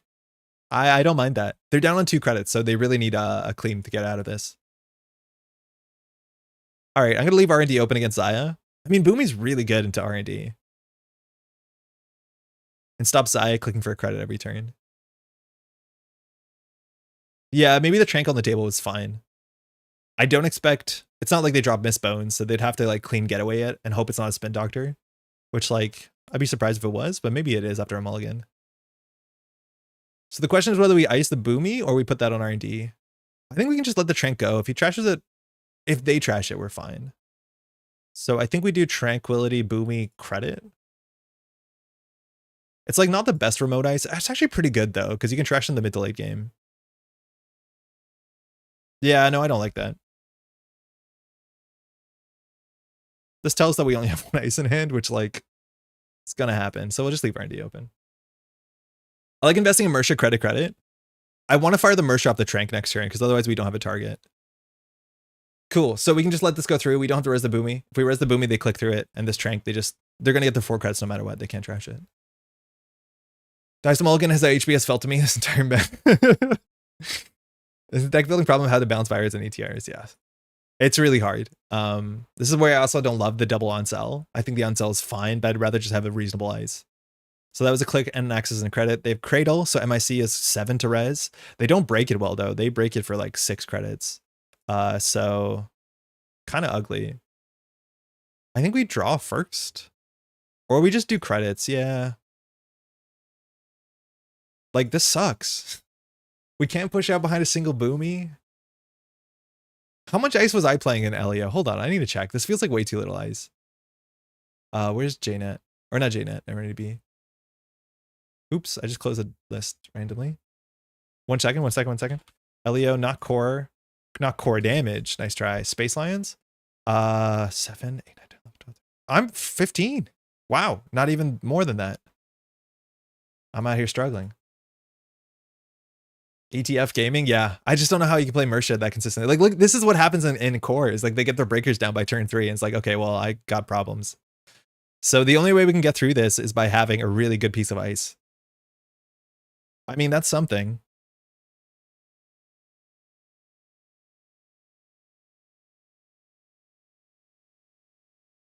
I don't know why they won't face check this though. Steel Skin, cool. I mean, if you're gonna spend 2 influence, it's either this or Ritual, and it's never Ritual, so it's always Steel Skin. That means they're probably not playing 3 Nukas. That also means they're more likely to be running Cybernetics. So this list might be... That's not good. All right, all breakers are here, 15 credits. We haven't done anything. Wouldn't draw be better than credit? Maybe. I'm not sure what the last turn was. Okay, that's better. So they have all the breakers down on 13 credits, so now we're playing their game. So we didn't do enough in the first 3 turns. We didn't fire Rashida, and so now we're kind of stuck. So MIC at least is okay. Transfer will go through. We need an ice on R&D. The Kurapira breaks this for 4, which is okay. We need our remote server to be good. Our remote server seems pretty important, so I think we just do this and click for credit. We're going to need to res all our ice, let alone... Like, we've res nothing, so 18 goes really fast. Often take card versus credit T-grid? It depends what you need. It's just that simple. Getting 2 credits is obviously good, because you need credits, and our deck doesn't have a lot of economy cards, so having more money is good, especially when we res no ice. But there are just going to be certain board states where, like... Wow, they're just setting up. I think this is a Smurf. Newer players don't play that fast. Oh, we could have fired Mersha there. Yeah, Mersha install would have been fine. We lost a credit on that interaction. Yeah, I forgot this is a Mersha. For what it's worth, sometimes you don't want to res the Mersha because then they have to play around a Manic Arm. But we definitely could have considered the Mersha there. So what do we do on this turn? We need to get the ADT off. So if we install ADT, they're on 18 credits next turn. MIC Boomy. Yeah, like we just throw the ADT out, basically, if they run it. Especially because we pause on this turn. I have to play faster. Fuck.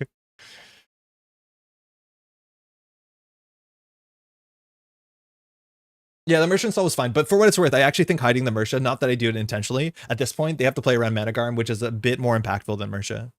Let alone hiding the Mersha is worth some information as well. Like, 100% probably should have considered resing the Mersha, but keeping your Mersha face down, there is some value in it.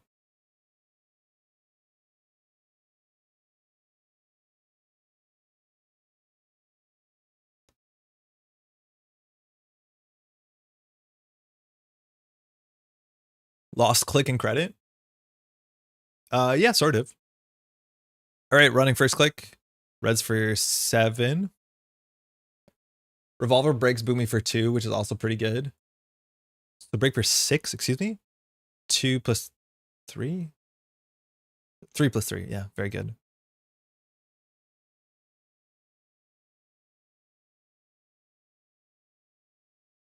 So we can trade the Mersha. We have another Mersha in hand, so it's not that bad. I always get confused when you have to click on something else. So if they want to run back, this is still 8 credits. So maybe we have something. I don't know. Hey, Grendel, surprise Tuesday stream. This is the last consistent Tuesday stream. So any next Tuesday stream will be a surprise. Yeah, I wonder if they played around that to be a Manic Arm, so they ran early. I think you still would anyways. So now they have to consider running back or not. Server 2 looks like a Spin Doctor. But clearly we care about this card.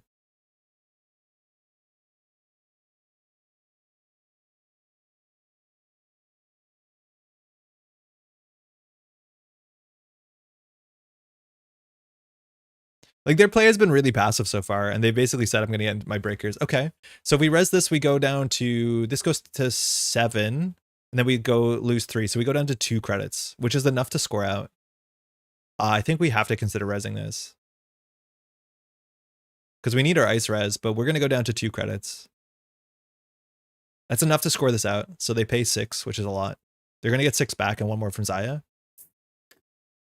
Forgot that was an opportunity, a possibility there. I think we just lose the game. They just run the remote server, we lose.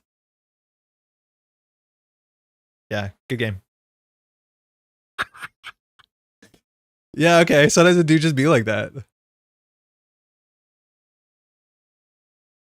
Sick. Yeah, sometimes the early game can be pretty bad. Thanks for the game. Oh, no worries. It's sometimes just do be like that. Thanks for the game. Yeah, I don't know. Like, maybe we don't push the remotes over there. Maybe we have to push the 3rd Mersha, just to be like, or the 2nd Mersha to force them to run it. Like, maybe the play is that we don't push the agenda, we push a Mersha, and then we fire a Mersha to protect the 2nd Mersha, and then they blow everything.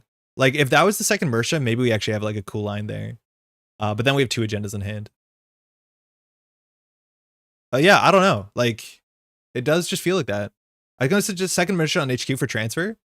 Yeah, but if we fired this Mersha, that Mersha doesn't do anything, right? Because it's only once per turn. And then it makes it a 1 in 4 instead of a 1 in 5. Like, we lost to the 1 in 5. If they sold the 2nd ADT, I think we're still okay-ish, because the Tranquility lives. But maybe we should have not pushed the gen to the 2nd Mersha. I don't know. They drew through, like, what? How is... I guess they're a 40 card deck, but this is turn 6 and they drew through 16 cards. They start with 5 though, so they drew through 11 cards. I mean, that seems hot. Just absurd.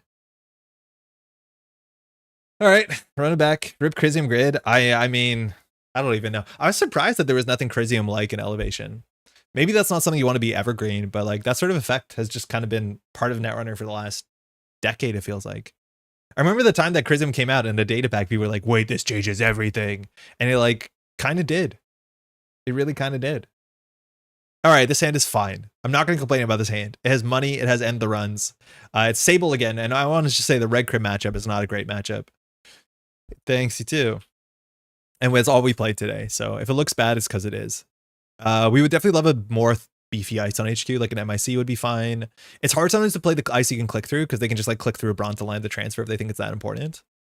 But yeah, we run only into run-based criminal, which is like a big part of the meta. Oh, sick. I'm assuming this is an Illumination deck. That's my, or a Joyride deck. Oh, Mersha's cool. All right, so what do we do here? Goal 1, land the Regolith, hope it doesn't get pinholed, hope for the best. Goal 2, actually goal 1 is don't get transferred. So if we ever install and res the Mersha, we basically spend a click and 2 to save and install. So you install this and pay 2 instead of something else. So I don't love it. As soon as you start saving install costs, then Mersha gets a bit better. But here, this could easily be just like hedge fund. He's both centrals. Fly Swatter's not a good remote ice, but these are also bad central ice. I think we keep the Fly Swatter the innermost. All our agendas are in 43 cards in R&D. So we could do hedge fund, Fly Swatter remote. I think we have to just leave R&D open. I never know exactly. I don't have enough experience into the Reg Crim games to know like how much should you ice up centrals versus how much should you push in the remote server. It's probably somewhere in the middle. Archives mark is good for us. But I felt like if we had maybe 15 or 16 ice, sorry, 16 plus ice, we would get away with the hoping not to top deck ice or we don't have a game plan. Good Debbie start on turn 1 and the run event. On sell on R&D is fine. We could leave it open entirely. Mersha on HQ does help with the goal of avoid transfer. I mean, it does, but then you just kind of like you lost 2 credits for it. It's like mid. Right? Like it's sure they don't get the credits, but you just spent your ability to get 2. It's better than throwing the ice at them. Okay, so we got to think here. Regolith probably needs to go on the server. I don't think we want to empty it, because they'll just probably pinhole it at some point. We can either get Mersha to get on the remote server to install the onsell. Onsell into Fly Swatter is definitely a server you can res. So we could do Mersha, Regolith, click for credit.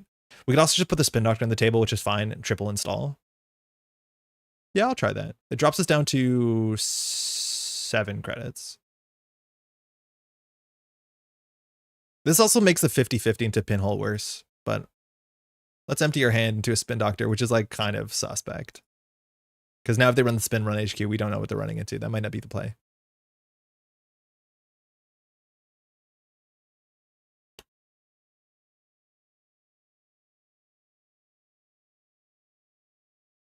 Cool. That's our line. We got a Mersha, remote server. Can't res both the ice, but hopefully we only have to res one of them to be relevant, let alone the Mersha. He's only drawn a couple cards. Ritual, not on Steel Skin, saving that 1 credit to have this brick. I wonder if this has click gaming in it. Class Act, hedge. Okay, draw 300 cards. ADT in hand. We have a Spin Doctor. I don't think we have to show the Spin Doctor. It's not going to really change our turn. Actually, no, it should, because we can find Mersha. We'll res the Spin Doctor. Okay, that's great. We can put a Brawn on R&D. Or probably put a Brawn on HQ.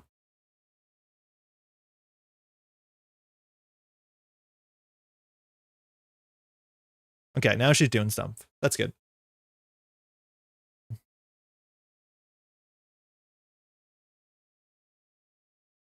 Oh, fuck. Wait, this can't be full deep dive if they're on Ritual, but they're on Swift. Okay, pinhole or Regolith. At least we got our money off of it, so we didn't res it early. I'm not worried about the Spin Doctor. Oh, Mersha. Okay, cool. I'm assuming this is on deep dive. I mean, I guess.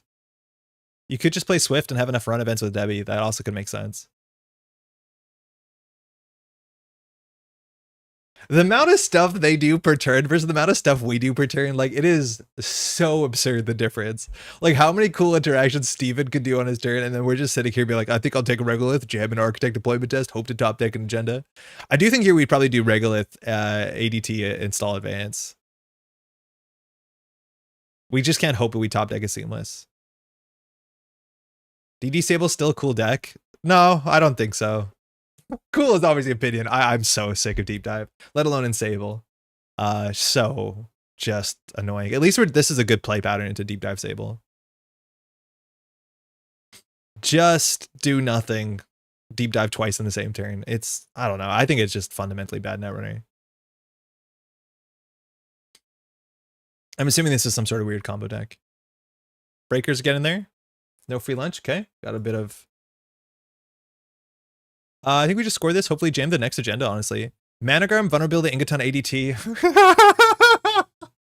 Now we can shuffle this shit away for sure. But I just want to be very clear. We drew into 5 agendas in the top, what is it, like 15 cards again? Managram, Vulnerability, Ingaton, Arc Deployment, Hedge Fund. So we're going to have to Spin Doctor no matter what. Hey, Mutt. The Mana Garment server one's like kind of fine. He has like technically 7 credits plus chess with no free lunch, so he's like on 10-ish credits. Let alone the run events are usually on tempo, so we've seen 2 Carpe Diems, we haven't seen clean getaways or bravados. That will change. We could get an agenda. If this is rando, we go down to 8, we go down to 5. So we could just push the ADT. The problem is that we have to shuffle the Spin Doctor, so we're not going to be drawing. I guess we can just get the free Mana Garm. Could also just do agenda, rush out, apply pressure. Yeah, the problem is we can't score any of these besides the Ingaton. Managram HQ? Managram HQ is not bad. I just worry that we're not going to have the remote server. They clearly care about centrals.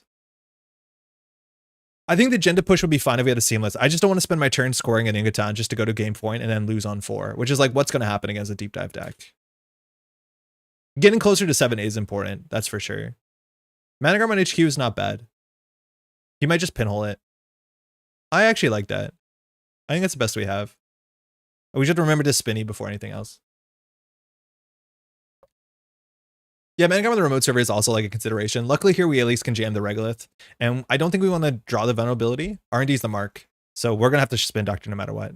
Because I'm assuming he's running it for free, let alone plus 2 clicks with Swift. Cool.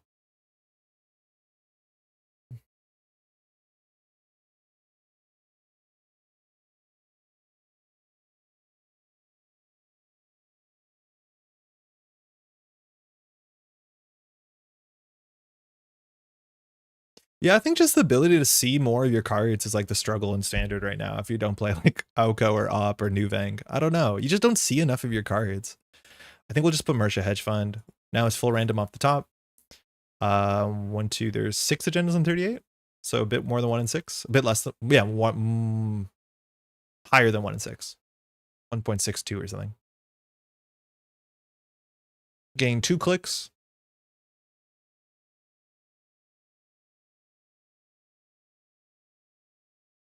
It's going to be one of those goofy after screens where you look at how many clicks you gain, the corp versus the runner. Then you have to try and make it make sense. Carpe Diem on the same turn. Interesting. They just have too many cards in hand. Debbie, again, 5 credits to make a run. Really, really good to get this early. It's kind of like getting a Mystic early. Pinhole for the Managarm. Yeah, you knew it was going to happen. This uses the Chesva too, but they're clearly like trying to do deep dive if they wanted to get us off centrals.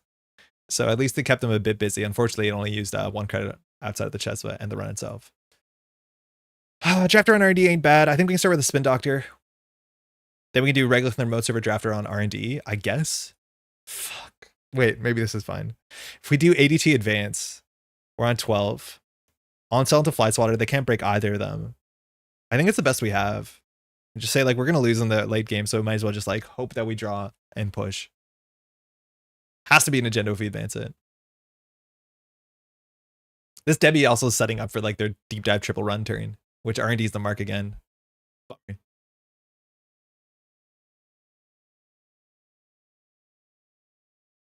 We won't Spin Doctor first. Lost the Void, okay. Favor for a breaker, probably a decoder is my guess.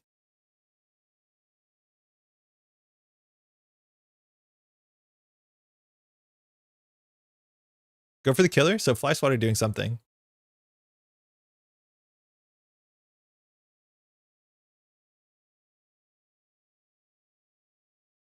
Cool. So 2 credits Revolver actually breaks every sentry you're expecting besides tier, so that's good for them. Luckily we'll just res the Fly Swatter here. They still have 2 clicks, so they might be able to get back in here. Help feeling too lazy on sleeve decks? Easy. Sleeve all your other cards. Then you never have to unsleeve anything. This is going to be very expensive, but think with the time saved. Hope the ADT, the tier, Laura, this list doesn't have a tier anymore. We cut a tier for an on-sell. It was part of the recommended changes. Bravado HQ? Yeah, I could see how that's a problem. Too bad we have the best card in the meta. Fly Swatter. An MIC there would have been pretty expensive for us, but would have ended the turn on the spot. Oh yeah, we added 1 petty cash. I don't think that's going to feel good. No, the reasonable choice. Score. Boomy, Seamless, Brawn, Regolith, Brawn. Okay, finally, we're eating well. Seamless coming up off the top in a turn is nice. I think we either have to Brawn the remote server, because the remote server starts to suck. So either we put the Brawn on the remote server and don't care. They have 13 credits, so they're just going to deep dive the shit out of us. That's like, what can we do about that? I think we have to do Brawn on the remote server. I don't think putting Brawn on Centrals is a good line. We can't res this Brawn anyways, so like if they deep dive this turn, they deep dive this turn. I just don't see how we don't put the Brawn on server 1. Do we put the higher or lower one? I think we put the higher one. Sorry, the lower one? I still don't think this is good. They still fundamentally have 20-something credits because we haven't made them do anything. And then we're still just going to lose the deep dive. If we put the Brawn on R&D, maybe there's something there. But again, I think they have enough credits to deal with it. And you generally want to make it one big server just so that LEO ability actually is relevant. Because if they just have to rerun a server with no ice, yeah, now our remote server is a bit shit. Play your run event this turn. Yeah, there you go. Transfer. Okay. So we're down to 2 credits. Huge access here. If we get a free Bronner on sell, if they hit the send, we're pretty good. The same. As someone who sleeved their entire Rivals collection for this exact reason, no way. I've sleeved, I think, all the pre-cons. No, not even. Maybe I did. I know it being the default teaching deck for Gateway did leave a bad feel when I did teaching game the other day. Why? I think it's such a cool card. For what it's worth, Elevation did have to address that and add more cards. Hit the petty cash. That dealt with it. We can't even play it. I always forget that this is a 3 credit card. It feels like such a 2 credit card.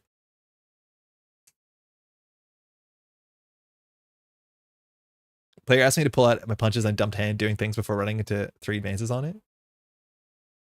Wait, what do you mean? You mean Urtica? Play the tag clicklessly? Alright. I think we just jam Regolith to get out of this. Unfortunately, they're on 24 credits. It was turn 2. I think you think Urtica, not Anoetic, right? The trap? Otherwise, I don't think I understand.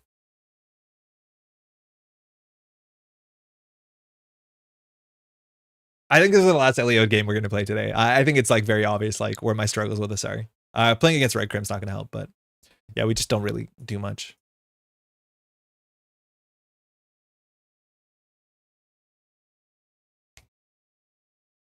Three o'clock? Yeah, we've been streaming that long. So after this, I have to wrap up, send a bunch of emails, eat dinner. Then we have to be there at 5:45. I think we can do it. Yeah, we maybe another hour. Probably card names aren't strong, but the one that X counters deal wide damage. That's Urtica. That's yeah, that sort of advanceable trap has been core to every teaching experience in Netrunner for a long time. So if we res this Brawn, they have to consider breaking the Brawn. Unfortunately, they have 17 clicks still. This dumps us down to 0 credits. If we don't res the Brawn, we can res this on sell with the send a message. The problem with the send a message is that this on sell is broken for 2 credits. Yeah, I'll res a Brawn. Yeah, Urtica is important. I do think it's like a really exciting thing to see like, oh, advanceable cards are not always agendas. Like bluffing is a big part of the game. And I think a lot of newer players who are not good at fundamentals love the idea that they can bluff their way out. You don't need ice. You just need to have a good smile.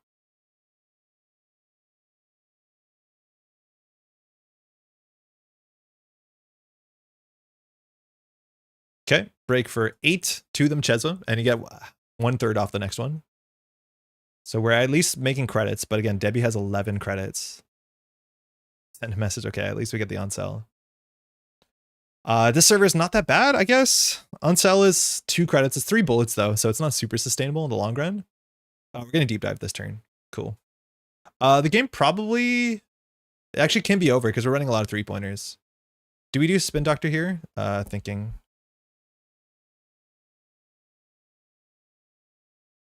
I mean, it's strictly correct to Spin Doctor. But like, I don't care. I'm good. I think it's strictly correct to spin. I'm not gonna do it. Do we lose? Yeah, we lose. Good game.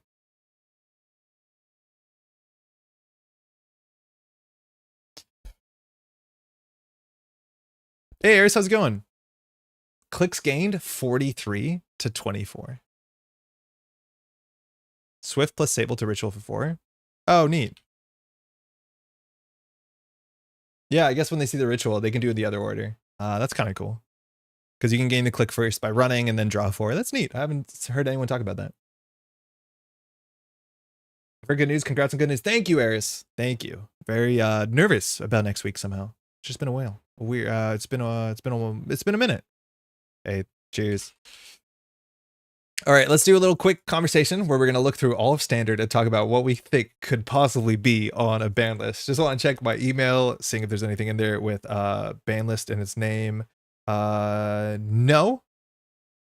But I got a message from Adam Doyle, so there's some art to look on my phone. That's really cool. Okay, let's look at some ban list stuff. Try and stop me from stealing that idea by adding Basilar Synthguard. That's another reason to run Steel Skin, though, instead of Ritual, which is unfortunate.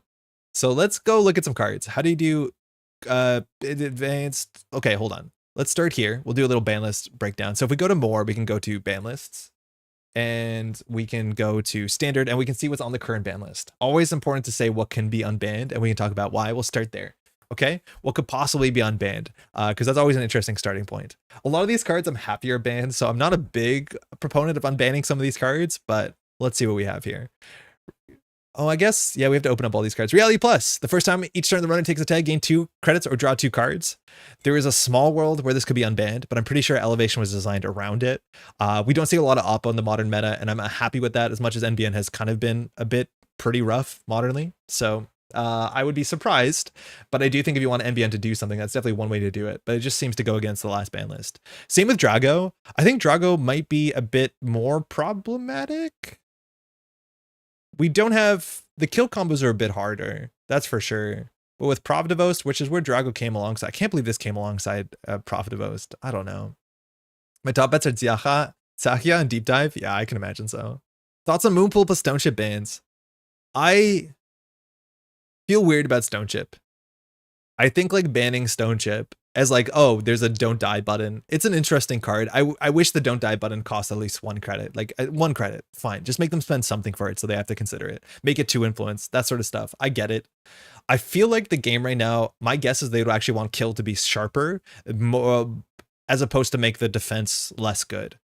Because I don't know. I feel like we're in that sort of meta where it's like they'd rather have the kill combos be more aggressive than they would have the protection pieces be weaker, if you know what I mean? They should ban all the cards so we can play with tokens only as God intended. I don't have that many tokens though. Yeah, I don't know. I feel like I haven't thought a lot about Drago. I don't think Drago makes the game really interesting. I think Drago's the sort of card that you just have to change the text on it. Like make him trash himself, then we'll probably have something we can do. Engram, the numbers are just cooked. I think you probably can't bring this back. I think mid-range Jinteki wants better ice, but the numbers on this are a bit cooked. This does, it trashes the cards. Yeah, so that, wait, trash cards, that doesn't fire Alco, does it? It's only net damage or damage? It's just damage, right? Yeah, do damage or trash cards from HQ. So I don't know. The numbers on this are just absurd. They'll be everywhere. It's 1 influence. I hate advanceable ice. I think you could argue that Kayambe could come back. This is when the runner approaches the server trigger, so that's a bit ugly sometimes, but I don't think in the meta, I just don't think advanceable ice should be supported. I don't want Keeling, I don't want Tributary. Vashron, unfortunately, I think HB has a problem with Agenda Suite. I think that's very obvious, but this isn't the way. And I think Luminal's probably not the way, because I think the problems with HB are so structural, it feels like. And I think this is going to be addressed more by addressing the runner side, so HB might feel better in the near future. But my guess is like unbanning the card that just makes in 40% of the games where this pops off, you win, probably makes the faction a bit more of a coin flip, as opposed to actually giving it the sort of holistic boost it needs. Luminal won't do enough. It'll do enough in 30% of the games. And I feel like that's not a good spot you want to be in for sure. Sokka's proposed ban list, Banhart, Deep Dive, Chesva, Regenesis is pretty close to ideal for me.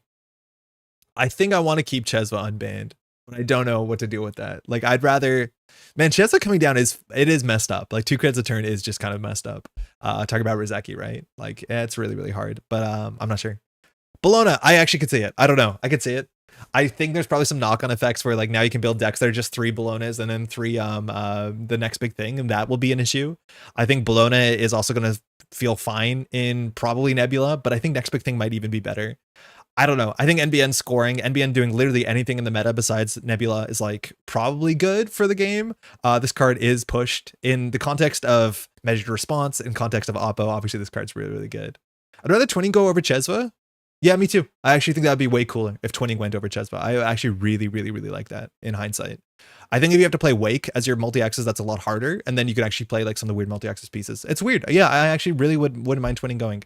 I think like whenever we talked about the benefit of Twinning and cards like this back in the day, like the Turning Wheel, the way that people talked about this is that these cards are good because it means that Corpse can't just dirtle the game, that everyone has access to a way to close the game over a long enough period of time. Right now, the period of time that games close is not that long for what it's worth. And a lot of decks, in fact, the majority of decks in the meta are Twinning delivery, agents. So mixed bag on that. But I don't know whether runners have enough multi-axis to close the game out, whether we're going to be relying more on Copulation and Criminal and Dawkins Pass. If you're running R&D with now Pretty Mary and then you're running Devidata drones, I can't tell. But yeah, I'd agree. If Twinning wasn't around, I feel like that actually helps a lot on corporations. I don't know if that's necessary though. That's interesting. I never thought of that. Gold Farmer, fuck no. I hope they might consider this. I don't know. This is just like the worst. Like adding good mid-range ice to like Nebula is going to tilt me. But the biggest problem with Gold Farmer is it's boring. It is the boring ass card. Please don't unban this. Having this where you break this with Cleaver, well, not anymore, but you break this for 4 credits, making the break math better, it does not make this more interesting. Please don't consider this. I hate this shit. Making boring ice. Anyways, Sandbox. Nana Civic. Okay, Nana Civic, it just needs an errata. The way that it's printed, I think is just a bit busted, that it can protect archives.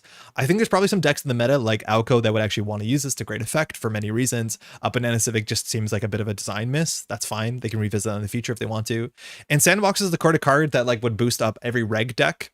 Funny enough, this is the first time you purge, so you're not going to get anything ridiculous with like extra white spaces or fly swatters. But this card is probably a bit over the curve is my guess. It's really, really good. With Twinning and Deep Dive gone Conduit meta, I mean, maybe. I do think a bunch of the Shaper decks are already playing Conduit, but then you'd have to figure out what multi-axis closes the game out. My guess is the Anarchs would just play Finality because Conduit is for influence. My guess is the Criminals would probably shift to like, Finality, maybe a bit of Jailbreak, Wake and Plant, stuff like that. They would have to do something else. But at least it wouldn't be Twinning. I still think in the world of that Twinning, Chesva is definitely worth the slot. There's just a lot of good cards. Like that's the unfortunate thing about Twinning is like all the support packages for Twinning are the sort of cards that a lot of people have strong opinions about because they are those sort of like Econ Siege engines. And by that, I mean like Ash's design and then Chesva and then some of the more interesting cards. Like we just saw Pretty Mary do well. But like this compounds with a lot of the cards that I think people find frustrating. And it's a very, very strong win condition. Cacophony, maybe? I mean, I don't think so. I'm not convinced that people would turn to Cacophony as a win condition. I think there's like a lot of other things you could do for sure. If we ban the Twinning, we start playing Iru Manuel. Oh, that's kind of interesting, I guess. Manuel sees some splash in Criminal deck, but yeah, there's like, it would be cool. What is it called? Final. What is the one with Hoshiko on it? Climactic. Like, I'm not saying that we're going to shift to Climactic Showdown, but you know what? Like, there's other design space you can look at for sure. As a player who started in 2023, I still don't really get what Reg Crim means because as far as I can tell, it just means that it runs Twinning. So Reg is a term that's used across a lot of different decks and archetypes, and it just means that the deck is not very flashy. It's playing all the like first order optimal pieces that are somewhat synergistic but are not generally synergy pieces. There's a lot of cards in the game that are synergy pieces that only make sense in context of other cards. Like Principia is not a reg card in theory because it requires a support package of like playing knickknack and other sort of stuff. Generally reg just means all the good stuff, the cards that are generally good tempo value pieces, the consistent cards, the stuff that you look at to be like every Criminal deck runs these cards. It's not a weird build around. So reg crim just means like you run econ, you run breakers, you run events, and a bit of multi-axis. That's it. Nothing flashy. It's not like we're running a D-res deck that's running like Mag Electric and then it's running what's her name to make the res costs more expensive, Sophia, right? Like it's just straight up regular. Oh my god, I forgot about Stargate. Man, I miss Stargate. Stargate's a cool ass card, right? Like I'd be fine with that sort of stuff. We're not unbanning Trickshot and Runner meta, good grief. Yeah, hold on, we'll get back to the runner side, but there's some interesting decisions there. Did we clear the ban list? Yeah, we did, unfortunately.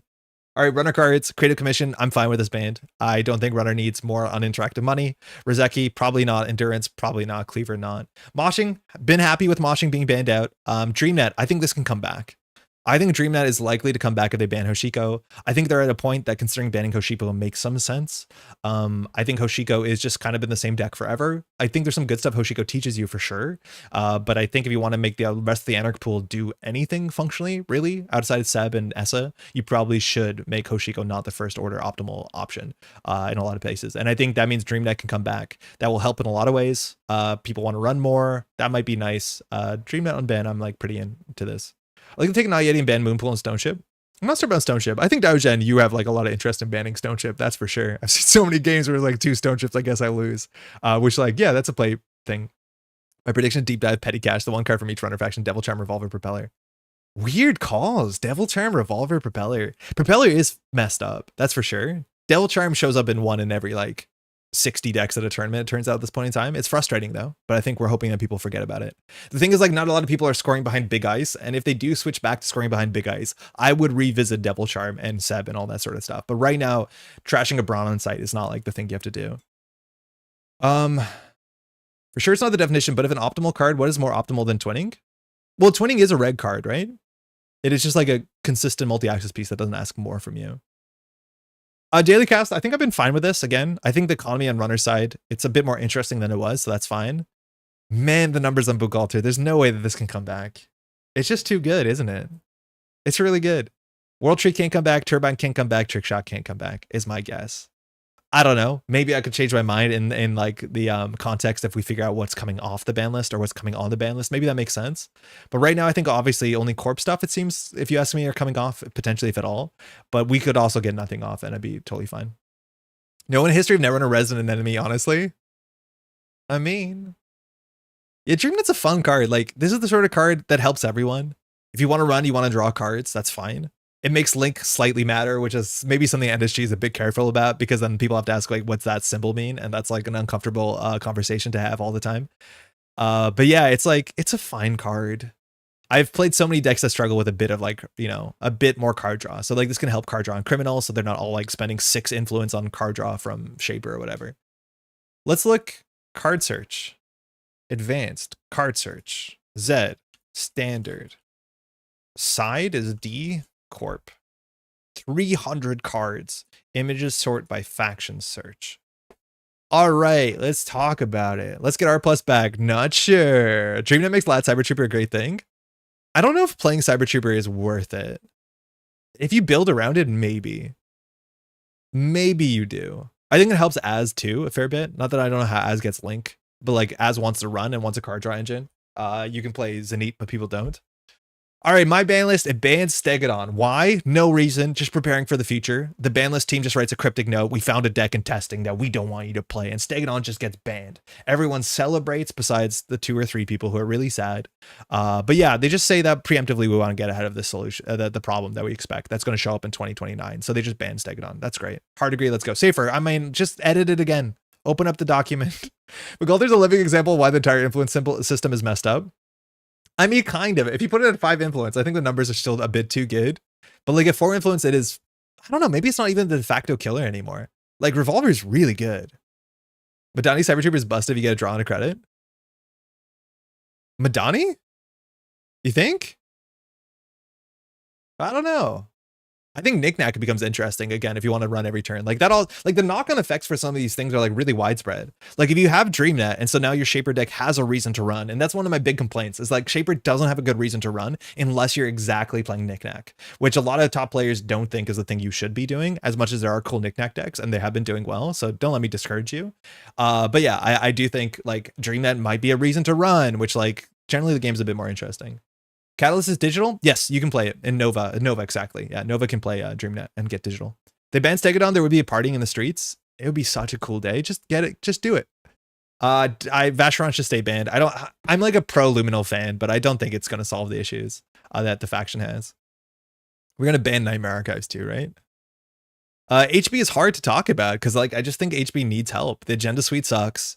They have problems dealing with a lot of regular criminal aggression. Banhar is a problem. If that gets banned out, that does help. But it's hard to play Reg HB right now. Just like normal HB. I'm not a big fan of harmonics. That's fine. KK means you need more targets and slots are silly right now, just too tight. I think you can do it.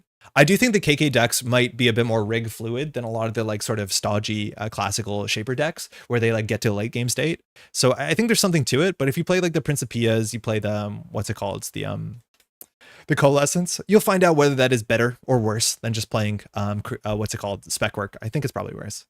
90% of my shaper games are so boring, IMO. I just set up until the corp is almost on game point and run to the corp. Yes. And I do think the best shaper decks, that's their play pattern, which is something probably should change. Real question, how oppressive does Scatterfield get if Banhar gets banned? Oh, messed up. Kind of messed up. This is the thing, it's like a lot of these ice were created in a world where we had different breaker solutions. The breaker solutions in some ways got worse, in some ways got better, but we always had Banhar, we always had Boomerang. So where's Scatterfield on this list? Right here. Like, how do you break a 4-strength code gate with relatively 2 relevant subroutines, a reasonable face check that can cost you the game if you do really mismanage it? Like, that's, I don't honestly know, Jai. I think that's the sort of thing where it's like, oh, we banned Banhar, we banned Botulus, heaven forbid, like Boomerang. Like, you know, I don't think they're going to do any of that, let alone, definitely not all of that, maybe some of that. And then like, how do you deal with this when this is 2 influence and it's the best thing to protect assets? I don't know. I honestly don't know. And this is why like I'm so interested in the current ban list, because it's very, very hard to deal with. A lot of these cards were designed in a different world. Luckily, that's not as bad as it used to be. But like, understand the Ashes cards were built in mind with like Paperclip, right? Is that not correct? I think that's correct. Can we just say the aggressive trend setting was a misprint? It was supposed to be your 5/3 agenda that cost a click and 2 credits to steal? Yeah, and it still has its text though. Pre-threat Shib is what, 4? Shib is not bad. Pre-threat Shib is okay. I think it's 4 because it's 2 for 2 strength, right? Shib has weird numbers. Like, people will change their breaker suites. Like, maybe you'll see more Oiler. It's just like the reg breaker suite into Scatterfield sucks. I think you have to like Botulus it or Boomerang maybe a bit harder. Okay. I mean, yeah, I don't have much to say about HB. I think they need more cards, not they need less cards. Fewer cards, excuse me. Jinteki. Okay, Jinteki obviously is a hot topic. I would ban Sisyphus, but I guess at least with Game Dragon, I'm not super upset about it. It's not a real problem. I would ban Sea Elliot, but again, we're talking about Andre's ban list, not what's going to happen. I just don't like cards like this. People are talking about Sting and Regenesis. So I want to firstly say, you can't ban this because we commissioned an alt art. We talked about this at the last meeting. So we shown off this really nice God of Minga alt art that we commissioned for Sting for Continentals. And our panic plan is if Sting gets banned on Friday, if that's what has to happen, we'll take that art and we'll attach it to a different Jinteki card that is standard legal. The art definitely can work with a couple other things, so we'll find something that makes sense. But just so you know, if Sting gets banned on Friday and you think, oh, I bought some like nice tickets to get a foil Sting for early bird or whatever, we'll figure out a different card to put it on. If we have to make a couple changes to the art, it's probably in the budget. We'll maybe reach out to Scott and make it make sense, but we'll make that art on a cool Jinteki card. Ideally Sting. If not, we'll figure out something. We haven't printed anything yet, so we're some flexibility, which is great. Regenesis. It is fascinating. It has a lot of text. It's probably the most powerful agenda in the entire Jinteki suite. Obviously in context of Fuji, but even more than Fuji. These are both cards you have to play around at any minute. I think the ability to score a 4-point agenda for a 3/1 and the ability to fast demands a 4-point agenda on a lot of board states, some board states, not a lot of board states actually, is maybe a bit much. I think this is the card that is causing Oko to be as fast as it is. It is a card that I don't think I've liked in the prior metas, where you don't run archives on 1 turn and you're playing against like some sort of shell game trap deck and they're suddenly on 4 points. Yeah, I don't know. I feel like this kickflip is getting easier and easier. We're getting more and more cards that make this ability relevant, whether it's all the ice that discards cards, you know, all this sort of support that was meant to be restoring humanity support. And now we're at the point where it's like, oh God, you need to print less cards that discard cards from hand as a cost. I don't know. I could see this going, and it had a huge difference to Alco. Again, Alco games are interesting. They are fascinating, but they are like on a different level. And I do think more people want Corpse to be at the level more than they want this to print come down. It was on a playmat this year. I mean, they put out a trick shot playmat, Nacho, so the precedent is there. It's actually even the opposite direction. If it's a playmat, it should get banned is what we've been learning. Again, that stuff gets commissioned earlier, so like I'm not actually upset about it. But yeah, trick shot came out on a playmat, so I don't know what you want. Regenesis is the power that would have King Making Nebula would have. Yeah. It's a bit more work. The thing is like the work and the ability to diffuse this. I think the one thing that was wanted is the ability to run archives just to flip cards face up. That was a design goal all the way back from 2021. And they've already nailed it. They have nailed it. We're now at the point that running archives is actually one of the most important servers to run in Jiteki. I think that's really cool. I think that's something we haven't seen before. That's definitely worth like thinking about, maybe even celebrating. But yeah, it is definitely like one of the most powerful agendas in the whole game. There always will be one. I guess if this gets banned, it'll do something to Alco. I'm not an expert enough to know what that is. Every time OP prints ult, it gets instant ban. Shoutouts to crowdfunding. Shoutouts to that Bologna. Holy shit. That Bologna was so nice and it lasted like negative 1 month. Shame. But I don't know. I honestly don't know. FUD is causing non-games. It is very, very powerful. It is causing some non-games I've seen. It doesn't feel as bad as Keeling, but I do think the problem with FUD is that when FUD gets 2 counters on it and it's behind the ice that you don't feel like you can face check, you can't run anymore. Because if you find a Fuji, you take 5 damage. And it's not that the 5 damage will flatline you, it's just the game is functionally cooked from that point forward. So I could see it. I think P as an asset is like a really hard line to balance. Parts of this I actually really like. I think there's a lot of cool like breaks on this. It's a bit unintuitive, but you get over it pretty quickly. I could see it going, but I think if this goes, like, I don't know what Oko becomes. It's definitely something entirely different. People are talking about like banning Bladderwort. I think that conversation probably has changed a lot over the last couple of months. A lot of the modern Oko decks aren't even running Bladderwort. Some of the Ob decks are. This is a card a lot of people don't really care about. They don't enjoy the play pattern. 3 is like a pretty big butt on this thing too. Like trashing for 3 is a lot, it seems. But I think that has luckily died down a fair bit. I do think, and I've heard this, I think from maybe, I'm not going to say names, but I've heard conversations a long time ago thinking like, what can you do to ban this sort of archetype? And I think you're probably better off like dealing with hostile architecture, which if you ban hostile architecture, the Bladderworts are only just Bladderworts. And that makes it a lot more easy to deal with, let alone there's less ways to duck underneath sub 4. Or 4 for the Bladderwort. So that's kind of interesting. I don't know. I could see FUD getting banned. I'd be kind of surprised. It's a new card. It's definitely interesting. We'll see it in more places. It seems like it will have a long history of where this will show up, where this asshole will show up. But for now, it's like, it's frustrating because sometimes there are non-games. I have lost games. I have won games where it's just like, oh, I got a FUD behind ice on turn 1. And then the game has kind of become the FUD game. My response is play 2 pinhole threadings. Whether you think that's healthy or not, you can figure it out on your own, I reckon. Moonpool. Oh my god, what does Alco do without Moonpool? It's interesting, it's wild. The thing about Moonpool is it already has so much text because the Borealis playtesters, like there's so many edge cases where this is problematic. I am guessing that there's way more problems attached to Moonpool that are not being explored, either because they don't need to, but this card does everything and more. The idea that you can run archives with 4 cards in hand and they can dump in a Fuji and a Sting and then you can flatline suddenly. Like if you're not expecting it, you can suddenly die. The instant speed put cards in archives is such a messed up play pattern that is not super common, but you can just die to it. The fact that you can run a remote server that has a trap that has no advancements and you can instant speed put advancements on it also is just cooked. The fact that it can fast advance, the fact that it's a recursion card, like it does so much. And decks I think are usually taking 60 to 70% of the power. We're not seeing a lot of Urtica ciphers or a lot of advanceable traps, but this card I have to reread constantly because it is such a messed up powerful card. It is the big reason why Regenesis is also scary, as much as people never advance Regenesis all the time, and it gives Alco the ability to mill themselves out. It is one of the only recursion cards that I don't think is card negative or card positive.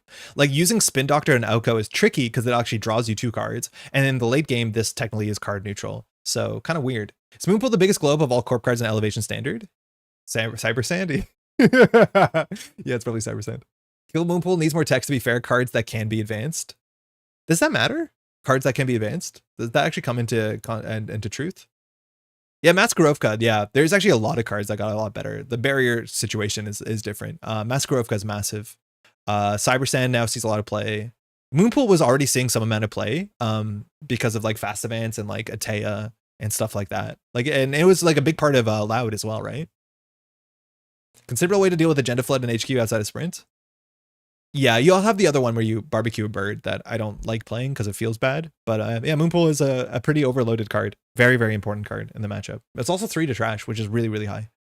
Surprisingly high, but it's an older card to some extent.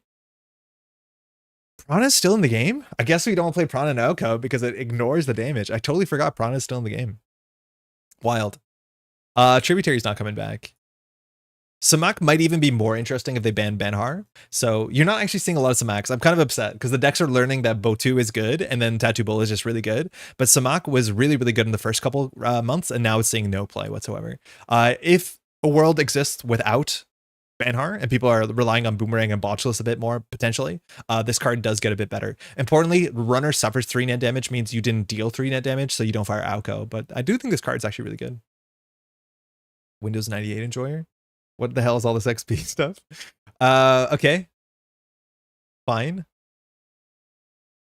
I think this is actually really interesting, and Tuna was talking about it on the King's Court podcast, but it was saying that like there might be a consensus agreement that there's a whole bunch of cards in the Liberation cycle where the mechanic threat was introduced for the first time that have threat text in a way that it's not necessary because they wanted to use the mechanic more because obviously it's an evergreen mechanic, and so the more you see it, but there's a whole bunch of cards that have threat that have like no reason having threat. I'm not saying Atini or Botu are that exactly. There's probably some better examples, but it's just a funny thing to keep in mind that like threat is maybe in some cards it's like the most important text. On other cards it's just like, okay, I guess. Another way we have to deal with flood. That's the one. Yeah. How's it going, Esteban? That's the bird barbecue. It's not my favorite. Really don't like that card. Okay. Alco. I don't think Alco gets banned. I think there's no shot this gets banned right away. I think this is the sort of thing that you either hope runners get worse, which doesn't really help. I think what you're actually wanting to do is give people reasons to play non-Alco. And I think that will make the meta look healthy. Because it's not so much that Alco is the most powerful thing we've ever seen in Standard. And let me be clear, it is very powerful. It's more so that other things don't feel good. Like, it seems like if you're not playing Nebula, and even then, I don't know all the time, like, you should not be playing NBN a lot of the times, and there's no good, consistent reason to play HB. So I'd rather be in a meta where those other identities see more play, other factions see more play, and then Alco naturally will just take up less of the share of the game. Alco is really good. It is, I don't honestly know at this point, it's too easy to see whether it's like one of the GOAT ideas of all time, but it is very powerful, it's very interesting, and it is very punishing if you make a mistake. It's one of those mistake decks. People compare it to like controlling the message, and I do get that. I think there's some truth to that, especially if you're a casual player. You can really just mess the game up and lose very, very quickly. But I do think that the ban list is less likely to like gut Alco, maybe slightly feel like Alco is less powerful by taking out one card to say like that did it, and then everyone's like Alco's nerfed, I'm not gonna play Alco anymore. But I'd be more interested in making other things go up on the corp side. I think a lot of people would rather have that.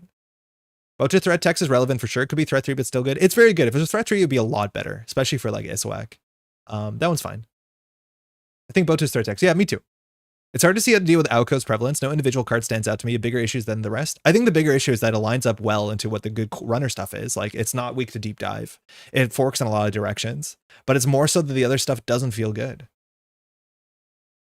But with threat text, yeah, there's a lot of runner cards you forget have threat text that do. Atini was the card they scooped in the threat mechanic reveal, and I remember sitting in the diner thinking, this is the worst card that could have showcased the mechanic. I think I've exactly said that on stream. If you want me to be excited about threat, that was the worst option. Right? Like, there's some really cool threat cards in the set. This was not the coolest card to show as threat. I think that was a bit of a bad landing when showing off threat in the article.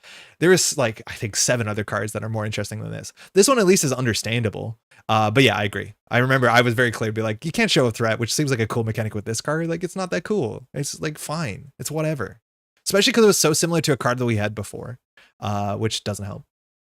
You can see a world in 3 years where every card that currently gets played in Alco has been banned. I wouldn't go that far. I don't see how they offer them by banning the coffee you make NBN get an E-Live at Red Crim.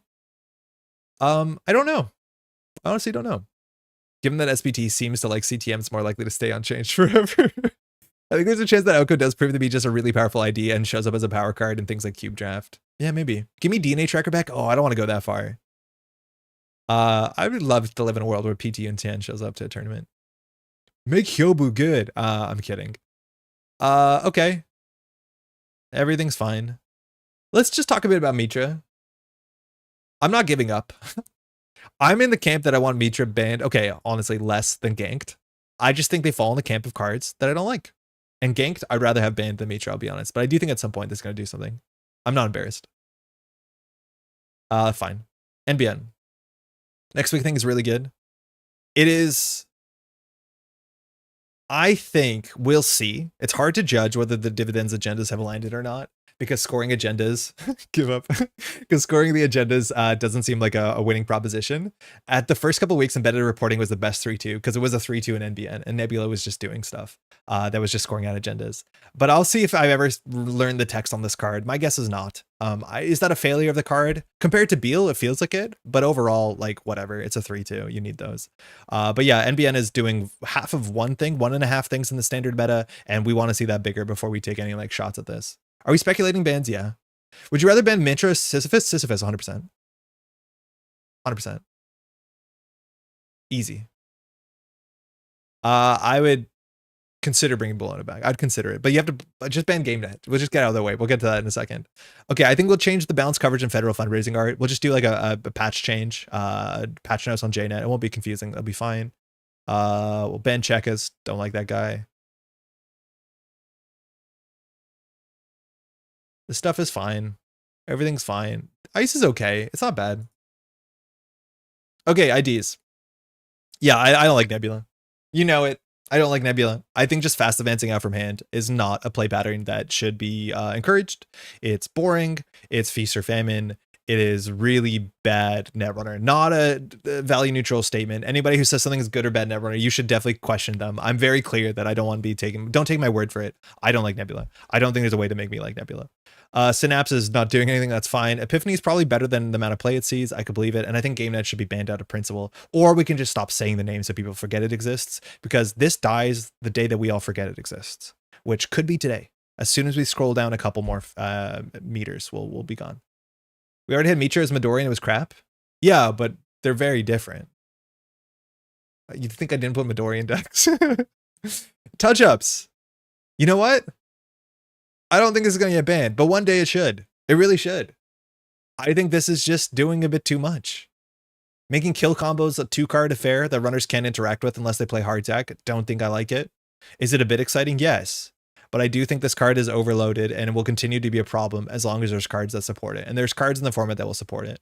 There's going to be a lot of players that just make touch-up decks, and they're going to be an issue. I don't know what to do about this. I feel like a lot of IDs, like it's either, you know, play Stone Ship forever. I don't know. I just don't like these sort of play patterns where it's like, I have a card on the table, you didn't run it, touch-ups into kill, right? Like die on turn 2 at an AMT or whatever.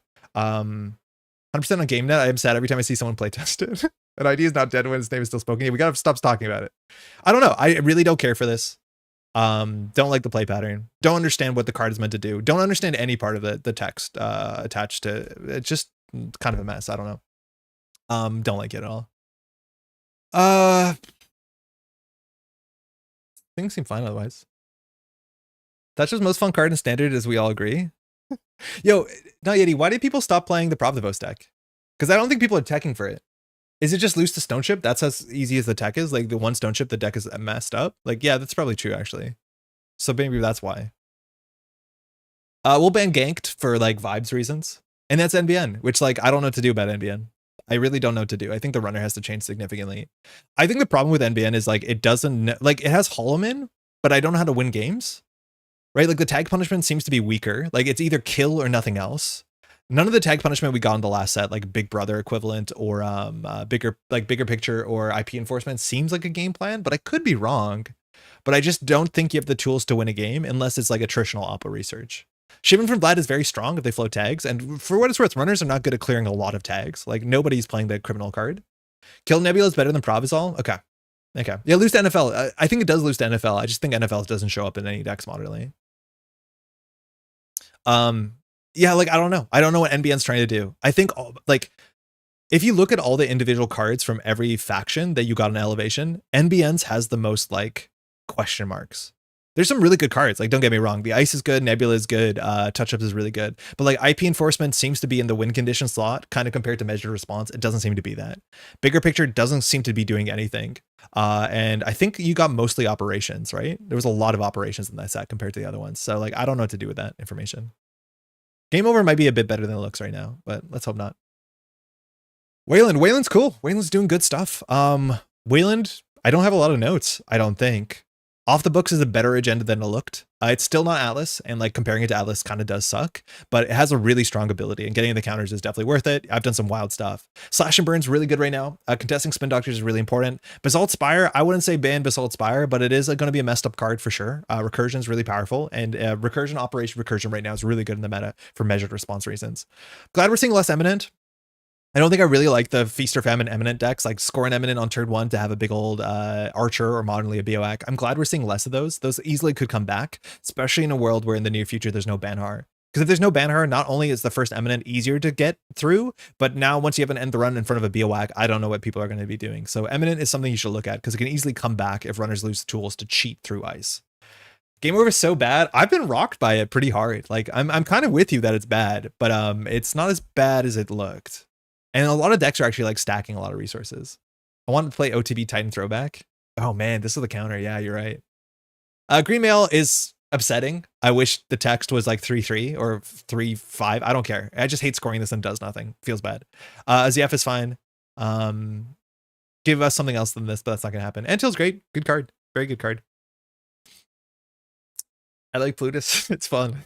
I like Plutus a lot. It's really, really fun. I honestly would ban Cybersand Harvester. Like, I don't care. I just think the NSIGs on this is so ugly. Like, it's nice that we hold that torch where Wayland has a busted tutorial ability. Like, Wayland has this card that is game winning, and Cybersand is not necessarily game winning, but it just doesn't do anything that the text says it should do. It's like the Rikoko problem. Is they printed Rikoko has text, it doesn't matter, NSIGs, right? Like, I just don't like it. It sits really poorly. It's just a weird artifact of when it was printed, which was never a good card. I think it was probably a really hard thing to balance this and ob. And then with NSIGs now, it's just kind of a cursed piece. It's going to restrict one costers for the rest of the game. I don't think it's going to have an okay impact on the meta if you ban it. I just think we're not going to see this banned on Friday, but it'd be fine if this is banned at some point. It's just kind of ugly. I don't think it lines up with Netrunner really well. Not great. Cybersand is like an enemy no one has ever rezzed honestly. Yeah, that's kind of the thing. It's like this just shows you, it like exposes the sort of like artifice of that the rules engine is like complete, but does not line up with the theme of the tone of this card. I don't know. Op should go? No, Francesco, we love Op. It's so fun. Anyways, this thing is cursed. I think Hostile could be banned. I think luckily we're not in the point where people are playing Grinder, Cybersand Harvester decks, or sorry, what's it called? Bladderwort decks. But if you want to deal with them, I think this is the easiest way to deal with them because this card is the card that enables Grinder. The Bladderworts you can deal with. Surety Bull is fine, I guess. I don't like Clearinghouse. All right, you two. We got 3 ice and elevation. We have Big Old Lizard, which like might even get better. We have Kessleroid, which is, I don't like it. It's fine though. It's fine. It sucks in core, I think, because Cleaver is the only breaker, but it's okay. It has a niche role. If people are playing more Sabbath, better role, but like, okay, it's fine. I don't like it. And then we have Shylendra, which probably ought to not exist. That's fine. That'll continue on. Do you ban Logjam? I don't think so. I don't think you touch Wayland Ice. Anything that hurts Ob is fine with me. I don't know. Kessleroid is DC. Yeah, it's fine. It's a 2-cost barrier. I just wish it had text that we care about in more matchups. Like, give me the boarding control. This stuff is fine. I wonder if you just ban Trace. Like, no joke. Do you just ban Trace so the rules document gets smaller and that onboarding is easier? Like, Ashes will rotate in what, 2 years? And until then, every Trace card we have to explain. And let's talk about the Trace cards. Escape Net shouldn't exist. Winchester, we could lose it. It'll be not the end of the world. And then it's like, what else do we have on Trace? Like, you could just get rid of it. The game would be easier. Oh, Trebuchet, doesn't matter. That's the 3 Trace cards, I think. Who cares? Get rid of them. Fine. Everything is fine. Everything here is fine. This card's messed up. Turns out it's pretty good. Measured response is actually like pretty legit. Very, very good card. Yeah, it's good. End of notes. I would ban Mad. It's gonna annoy Whiteblade for sure, but okay. Fine. Everything's fine. Kayambe, I don't think I want it back. I think Advanceable Ice is a mistake. Let's keep going. Isn't Game Over Trace? No, I don't think so. I think it's just they pay 3 to protect. Public Trail's not a Trace. I'd be surprised if Trebuchet, Escape Net, Winchester are all banned just to end Trace. I would not be surprised. I'd be surprised for this ban list because this ban list, they got other, like, you know, issues to deal with. But I think at some point in the future, if they go out of the way to be like, hey, we're just cleaning up. Here's a ban list after Worlds. We just want to get rid of the Trace cards for newer players. I'd be like, yeah, okay. If you ban Trace cards, do you also have to ban Flip Switch? No, because it still has modes that do something, doesn't it? Like, you ignore that. It's fine. That'll be a cool little artifact. All right, False Lead. I'd ban False Lead, but I banned False Lead years ago. I really banned False Lead a long time ago. I think it's important that Corps have interesting cards like this, but this card is just awful when it's fast advance. It makes kind of non-games. It is clumsy in terms of the timing structure. I think an effect like this can and should exist. I wish there was just timing, like you had to use this only one a turn. That would help a lot. Or you have to use this at the start of the turn. There's ways to make it less like gross, but still very, very powerful. You could have a 3-2, I don't know, a 4-2 that has a counter on it that does this ability. But like 3-1s, it's really hard to find a 3-1 in the history of this game that people have been happy with. It's just like awful, just awful. But I'd be very happy if False Lead was banned. It also just means there's less FFG cards in the game, which feels like a thing that we want for some reason. I'm not sure why. Rising ban list? Yeah, John, we're just talking about it. Some of these ban list ideas are just like, you know, screeds. They're not like, some of them are well thought out. Some of them are just like, oh, it'd be nice not to have vulnerability on in the game anymore. Regenesis, I think it's a consideration. I'm not sure where I fall, sit on that camp. I could definitely see it going, for sure. I just do think like without it, I don't know if you can score to 7. But like, maybe it's good that people aren't scoring to 3 and winning the game. None of this matters. Petty Cash, no shot. Right? Like, I think the problem with Petty Cash is that it's like Petty Cash, I don't think can be banned because its power is integral to so many of the corporations that come out of Elevation. I don't think there's any plot armor at this point for cards from Gateway or Elevation specifically for new players because they won't be legal in standard. But Petty Cash is like integral for Zwicky, which wants support. It's integral for the Skull, for Plutus, for Joyce. That's fine. It's obviously really good in Nebula, and that's really frustrating how good this is in Nebula. But I think like I'd rather just like get rid of Nebula and start on a like NBN will have like 2 legal identities in standard, which like okay, print new cards, I guess. I don't want to say that blasé. It's hard to print new cards, but like I don't know if you can solve that. I would not want to see Petty Cash banned. I think it's a neat card. It's interesting. It's flexible. A lot of decks could consider it. It's like wild that we have like the 4th, 5th, and 6th hedge fund, but the way that this is worded, it's definitely not just straight hedge fund. So your deck needs to find value with this. Really good in Oko too, and I think it's actually one of the best Oko cards. It's best in that compared to maybe even arguably to Nebula. Maybe not actually, because this is a card you want to discard and then you just get 2 cards. It's really, really good. Oh, Genesis is a 3-1 that people like. Oh yeah, that is a 3-1 that most people like, as much as some people want it banned. I don't know what NBN game plan is, ban all their IDs. Yeah, I mean, like, that's fine, though. Like, I don't think we have to sit in the water just because we've, like... I was going to say something about shitting in a hot tub and draining the hot tub, but, like, that's such a bad... Like, that's not a, like... It's a compassionate take. I want to be very clear. I'm saying it because it's funny, not because I think anyone has shit the bed. But, like, you can throw out the bathwater. You just throw out the baby, too. We'll get a new baby. It's fine. Falsely does not lead to more interesting games, which I think is a big part of the problem. It sometimes leads to these weird forks where it's like, we're like, oh, I'm going to not run for a couple turns and set up my macro plan. I'll trade Neb for R+. Monkey's Paw on that one. I'm like at 60-40. Eat the baby, it's bad. Name a mid NBN ID, like one that is playable and good, but not like one of the best IDs. Prov. Not Prov. Sorry, Ben Prov. I forgot to say that. Epiphany. Epiphany's fine. Epiphany's probably fine. I don't know. But yeah, it's hard. I do think NBN and Jinteki fall into the same camp where it's like hard to design around them because different designers have different ideas of what the faction should do. And a lot of times the faction is attached to specific mechanics. And some of the times those mechanics are anti-fun. Like the one that wants to do a net damage every turn, turns out that's anti-fun. The one that wants to give you a tag every turn, turns out that is kind of anti-fun, depending on who you're talking to. And so those have been a bit tricky. We have seen cool NBN identities. We've seen cool Jinteki identities. For what it's worth right now, like Elko is a cool identity. It seems pushed. It's pretty good. And it's like half of most top cuts. And that's probably worth looking at. But you maybe don't have to just nerf Elko. You can increase the value of other stuff. Trade R+ for false. I think it's like the only one in the history of the game. Epiphany is fine, I agree. Yeah, I don't know. Maybe that's true. Yeah, NBN's been all over the place. NEH was cracked for a long time. As Mario's cracked for a really long time in a lot of different ways. NBN's been really hard to design for. It was just worse. Likewise, Saver, I need to share your information with John and Zen for casting stuff for cons. I'll probably ping you on Discord about that. All right, let's go to the runner side. Again, the runner side, I think there's a lot more things you can knock out because runners seem to be, you know, overperforming statistically to some extent. All right, we're finally banning Shred. I'm kidding. We're not going to make that joke. Shred's kind of fun in the core.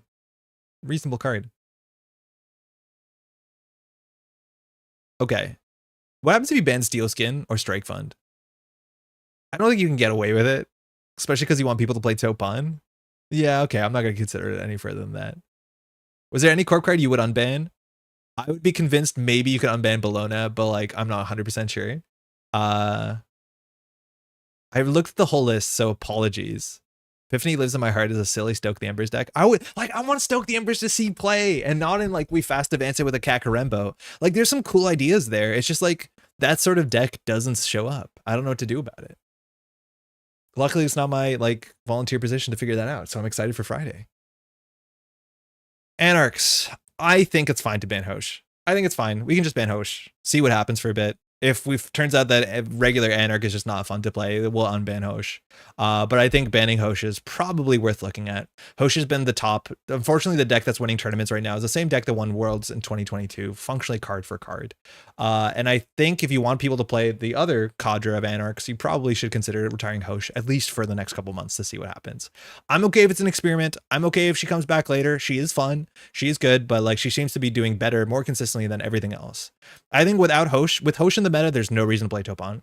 I think there's no reason to play Phoenix. My guess is that Phoenix is going to have it worse, where if they do ban something like Banhar, there's literally no reason to play Phoenix. And that's okay, because they can print cards in the future that make Phoenix come out of the ashes. Get it? We just keep putting Phoenix back into the ashes.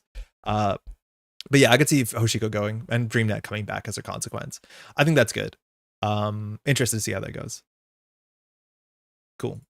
Stoke the Embers is one of the most fun I've had in Netrunner out of EA. Yeah, very cool. Wave goodbye to Hoshiko. Magical Girl promotes good. Netrunner must die for it. It's good. It's really good. I don't know. It seems to be better than anything else you can do in that slot, which is hard. Installed not from HQ. Objectively fun text on the card, but printing the cards that enabled it. There's never a reason to play Topon. Yeah, Tehran. Like at face value, I'd maybe agree with you. I think Topon probably needs 1 or 2 more payoffs or support cards for them to be like really, really good. But at least I'd try it. I did play Topon once, I think, and had a good time. But I think the deck was probably strictly better than Hosh. We've banned Cleaver already. Hey, you need to ban Cleaver in core. NSG, you got to build a core committee. Your core members are going to ban Cleaver. And then we can play Rising Tide and have a good time. This stuff is fine. I forget what I was listening to. Maybe it was Tuno. Maybe it was that podcast it was on. But like, the idea that Hannah is such a busted card and it doesn't see consistent play is like so interesting in terms of what the other stuff you have to put in your runner deck. But more importantly, like there's just other good cards. Like the amount of utility on this card, I think it was compared to a Corp card, is bizarre. A Corp card would never have this much utility or text or be that good. And this is a runner card that you can choose to play and you don't. Very weird. Very, very, very weird. But this is a cool design. I wish more cards kind of looked like this. Had upsides, had downsides, were interesting. Maybe too powerful. Admittedly, but cool. Push is the second most fun card in Standard, as we all agree. First one being touch-ups. You can ban Banhart because they can't use my burb. I do think Banhart might not be around for that much longer. I don't know. So like the Banhart discussion is really fascinating because how good is Banhart into Auko? It actually helps Auko, so you can't rely on Banhart that much. But Banhart also like kind of keeps all this sort of Anarchs with mid-breaker solutions, right? Like the Seb decks can go pretty far in Banhart. I don't know what else you're playing. Phoenix, I don't think so. The Lu decks are going hard with Banhart. Like S is going hard with Banhart. It is the breaker situation for all Anarchs. When I played early Elevation meta Standard, and I didn't have Banhart on the table, and I tried to install my breakers, it sucked major ass. It was really, really bad. It was very hard to get your breakers down, like install your buzz on break things. So like, I still think you're going to have people rely on things like Botchus, and then you'll see Anarch playing Boomerang again. Like that's a good card in Topon to some extent. But it's such a wild shift to say like, you can't cheat through ice. You have to install your breakers. It is a fundamental, massive change to how Anarch plays. Because the majority of Anarchs just pressure the first like 3 to 5 turns by just installing a Banhart. And then just face checking and not caring, right? I do think that Banhart can come back at some point if it does get banned out. I think what I've been feeling on the corporation side is that losing tools like their first turn Rashida, that sort of extra card draw, that sort of extra infusion of credits is what allowed you to have teeth against Banhart. Because it does feel like the first 4 turns of the game, if I'm playing against an Anarch, if my ice on my remote server is not 2 different ice that I can res both of them, I don't have a remote server. And that's obviously a Botchus problem, a Banhart problem, a Boomerang problem, and those will all be accentuated by Banhart as well. Like you can use them both together. But it just feels like we lost the acceleration tools to build those servers where you need 2 ice on any server. Like you need 2 ice on HQ to not be transferred to Wealth into Seb. You don't have the time and money to get 2 ice on HQ while also having a remote server play, unless you draw well. And so far, a lot of my corporation plays being decided whether I draw well in the first turns, and runner doesn't feel like they have that. Because Banhar, it doesn't matter what your hand is usually. I don't know. Banhar's up there with Boomerang, one of my favorite cards ever, but I understand they might have to go. It's a really, really cool ass card. And I could see in the future having a card with Banhar that is just built in a different way, that has limited use case. Or like there's ways to give it a downside, like have it power counters. And every time you take a net damage, you remove a power counter. And so that preventing net damage maybe gives you a bit more life on it. So you want to play air blades and that other nonsense. But you know what I mean? It's like, it's a cool card. It's a really fun card. It does feel very Netrunner, but corporations lack the speed to keep up to Banhar that they used to have back in the day to some extent. Banhar pretty much says that you need to have 2 ice on every server they want to defend. Boomerang's cracked, but at least it's temporary. I agree, exactly. It's cracked. But Banhar you can't deal with in the first couple turns of the game very easily as a corporation anymore, which is also why you see like a lot of the decks are doing well right now, and I mean mostly Alco, is that they're putting a lot of servers with single ice, and Alco in context of Banharing and taking damage already gives them counters. Or you're seeing things like Nebula, which also just puts like 3 ice on every server, or Nuvang, which also can put 2 and 3 ice on every server, but they have the money to res that ice, and their ice is relatively good into Banhar. Like we're talking about Logjam and like, I don't know, I guess Logjam. Tangents, congrats on the job. Thank you, Poldrix. We'll definitely miss the Tuesday stream. Honestly, me too. It's a mixed bag. I feel kind of guilty in some weird ways, but I'm really excited for next week. It'll be a good change. If Banhar was designed that they could not change the server every turn freely, maybe they would fix a problem we'd face. I think if you had to put Banhar down and call one server forever, maybe Corpse would just, I don't know, would they just like abandon that server and start building a new server? Maybe they would. But that's the sort of idea. There's a lot of ways to explore the Banhar type idea without having the exact text of Banhar, which like, again, if NSG puts out sets more regularly, I feel like losing Banhar would be like, oh, we'll get a new Banhar, but maybe we won't for a while. Maybe that'll be okay. Reprint Endless Eula. I mean, I don't think the way to solve Banhar is having blow ads. Like, yeah, we don't have Anansi anymore, so I guess it's easier to Banhar. I mean, I don't know. Weird take, but I feel good when I see Banhar drop against my Thunderbolt Arms deck. Yeah, but that's a, well, in some ways, that deck has more subroutines, and a lot of sentries have more subroutines, but I'd rather face check into that than face check into like a BOAC that's like 7 strength. Single server lock is kind of what we had with Femme Fatale. Yeah, but it costs 9. Femme Fatale costs 9, and you generally didn't do it on the remote server. You did it on Centrals because you're playing a criminal. I'm joking. No, for sure. It's just an interesting conversation because the ice pool around Banhar did actually get a bit easier. We lost Eula, we lost the Nancy. We still have, what's it called? We still have Envelopment to some extent. We still have Saisentan to some extent. When you pay to res ice, you're paying for the strength on the subs, and Banhar lets you completely ignore one of those things and largely ignore the other. Yeah, sure. The game is going to always have ways to cheat around ice. And sometimes they're sick. Sometimes they're interesting. Sometimes they have ways to play around it. Banhar did, right? Like, we used to live in a Hippo meta, and Banhar basically replaced Hippo. And honestly, would I rather have Banhar or would I rather have Hippo? I feel like I'd rather have Banhar because it's just a fascinating card. Hippo used to say that I would face check, and the first outermost ice, if you resed it, I would just destroy it. So you also ended up in that situation where you had your good ice and then you had your sacrificial ice in front of it, right? Like, we've had cards that had this sort of effect. The difference is that our breakers back then were actually really good with like bin breakers. At least some of them were really good. So like, Hippo saw no play for the last couple of years. You thought it rotated, but this only rotated like a couple months ago. And that's because Banhar at least is interesting, but I don't know. We've always had these sort of constraints where your ice positioning matters, and that stuff is kind of cool. It's just like obviously a bit too good right now because Corpse can't keep up with speed. We do think that Banhar bans to stop cheating ice would just cause Anarchs to import more tools to cheat through ice. Yeah, but that's like what we're going to figure out. There's a chance that if you ban Banhar, Anarchs are going to figure out they don't have time to install a buzzsaw and then support pieces because they just want to face check. They want to like get in there. I don't know. It's such a hard thing to balance that playtesting needs to find out how that works because I don't know. But I remember playing Anarch with only breakers, honest Netrunner, like Topon with breakers, and it felt awful. Because finding your breakers, installing your breakers, and then having the money to use your breakers in a non-Chesva, non-run-based event deck felt bad. Sorry if I missed someone's messages. I like the idea of Banhar X Kit card. Pick a server the first Ice Games code game. Yeah, it's cool. There's a lot of ways to explore that space. I think Kit is also fascinating because like you still need a breaker. It's like a cool way to get through. I kind of disagree that Banhar requires every server to have 2 ice. Like, there are corp decks that would just defend R&D behind a Tithe for most of the game anyway. It's more about the remote. Yeah, no, sure. But like against HQ, against like Seb, you don't want to get transferred. It depends on the context of the matchup. You're right. Against R&D, I'm happy just putting an ice with like 2 subroutines I paid 1 for. That is for sure. And Tithe is really good against Banhar. But your remote server usually matters. HQ sometimes matters against Anarchs. So it depends on what they're doing. The fact that this like means that you can always fire a Praxis, a privileged access, also is very, very potent. Having to find a breaker to do a privileged access on the first like 6 turns of the game. Not that you want to do it before threat all the time. Like, it just gives you so much flexibility. It's very, very powerful. Option would be choose between remote or central servers.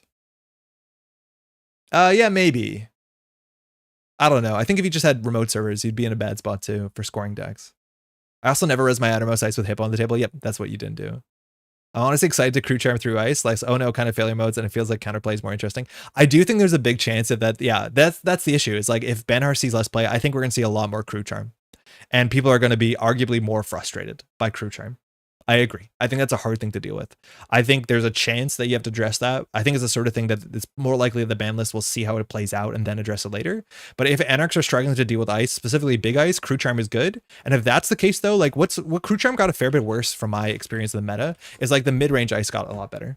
Like crew charming a Maskarovka sucks. Crew charming a Hagen's not great, not super popular. Crew charming a Drafter is a disaster. And so this ice that comes in the middle, like the tree lines, that is probably going to stress out the crew charm a bit more. But yeah, I could see crew charm coming back. Don't recall Tuesdays getting on the ban list, but I'm really happy to see it there for meta reasons. So true. I wonder if they'll all add that to the list. That's Anarch. I don't know. I think there's two cards we could see there. I'm worried about crew charm to some extent, but it's also worth noting that playing crew outside of Seb is very expensive.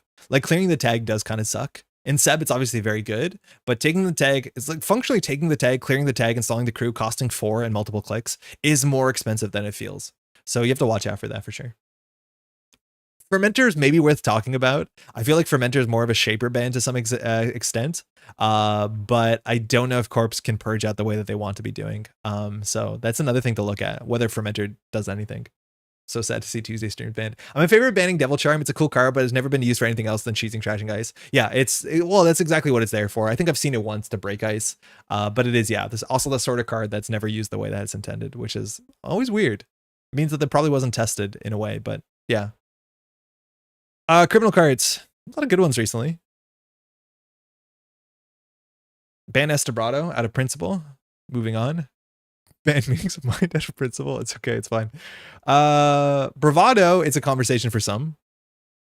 The question is like, what do you do about run-based criminal? They have a lot of money. Info bounty Chesva means you're getting 4 credits a turn to do your thing. Then you have a lot of the best run events. Run-based criminal is really good right now. That is for sure. I don't know what to do with that. I don't love banning Chesva because Chesva is one of my favorite cards. Just thematically, strictly thematically, honestly, I'll be honest. So like that's a hard sell for me. Obviously that's not what the SBT is keeping in mind. But I don't know. Run-based criminal has good breakers. They have an engine. I think people mentioned like the twinning, and that's interesting because it means that your multi-axis is less guaranteed. So you can't siege as much. You actually have to make like smart, good runs. Maybe you have to charge the Awaken Plant. I can't tell. Banning Chesva is like banning fun. It is, but it's really hard to sit across the table when they get 4 free credits to run centrals every turn. Maybe that's what keeps Nebula in check. I don't know. It's not my first option. But Criminal, it seems like it's doing really well. But again, it's the sort of thing, like we played against Criminals strictly today, and you saw how bad that matchup felt. I felt bad. I think Chesva moves the needle a bit, but I'd rather see the corporation have more tools to deal with it. Hermes needs to go. I would put a 0% chance at Hermes being banned. I think there's more than any other meta right now. Hermes is seeing the least amount of play across criminal decks. I get the frustration, and like at some point, yeah, it's a problem. Hermes is a very powerful effect, but right now it's probably not that day. I think you could have argued that point maybe harder in the past. I'd rather ban Swift, I'll be honest. Straight up, I'd rather ban Swift. Criminals are fine. You can Mercury's fine. Mercury's fine. Yeah, Chesva maybe. I don't know. I like Chesva. If a Benny ban instead of Chesva would only hit Sable. Yes, that's true. Yeah, it's weird. It's a really weird thing. I don't think we're going to see any more Mark support. I think that's kind of been soft confirmed. But Info Bounty actually like hits Sable so hard. Because the big thing about Sable is making your bad marks make sense, like the Archives mark, and then they'll only be run event. And you can't Bravado R&D if I don't put ice there. So like removing Info Bounty hits Sable in a massive way, and it only hits Sable. It doesn't hit as it does. Like Chesva seems so important for the balance of what's his name, the Barry as well. So I think that's a really hard thing to move. But like Info Bounty, you're right, only functionally only gets rid of Sable or hurts Sable, which maybe you can look at that because everything else hurts all criminals. And I think right now it's more so that Sable. And the thing is like, Sable's seeing the most play because I think Sable is just like the most flexible, best criminal. So maybe if you just ban Sable, people will play that same deck in Zaya and it might be just as good. My guess is a bit less, but I don't know. Shaper, okay. I don't want Trick Shot back. Everything's I'd ban Deep Dive. Yeah, I'm fine. No surprises here. Don't like this card. Annoying. Corps don't have the tools to set up against this. They don't have the tools to stop it. At some point it can come back. I don't like it. I've never liked it though. Chesva needs the unique dot in front of its name. One is good, two feels bad. For what it's worth, I think if you do that, what you're going to end up in spots is that a lot of runners are going to install 3 breakers, a Chesva, and then just a leech or a compilation. So maybe that will promote more heterogeneity in some of the program suites. But at the end of the day, the first Chesva is so important that decks will still play 2 Chesvas. So I don't think it'll actually move the needle. There's not a lot of decks that play 3 Chesvas, and out of the decks that play 2 Chesvas, there's not a lot of matchups where you get both Chesvas. Because usually you find your second Chesva or your first Chesva off of a class act and you don't draw it because either you don't have your breakers and you're not using it, or you already have one Chesva and there's a better card there. So I hear you. Obviously, we're not going to see functional Radas. That's usually the safe bet in NSG, for better or for worse. But yeah, I don't think the Chesva uniqueness actually moves the needle. I think Sable gets so much value from basically turning coffee money to real money because of Info Benny. Yeah, Info Benny is actually probably one of the biggest targets there to target Sable. That's an interesting shout. Catalog is a card you can play. I forgot about that one.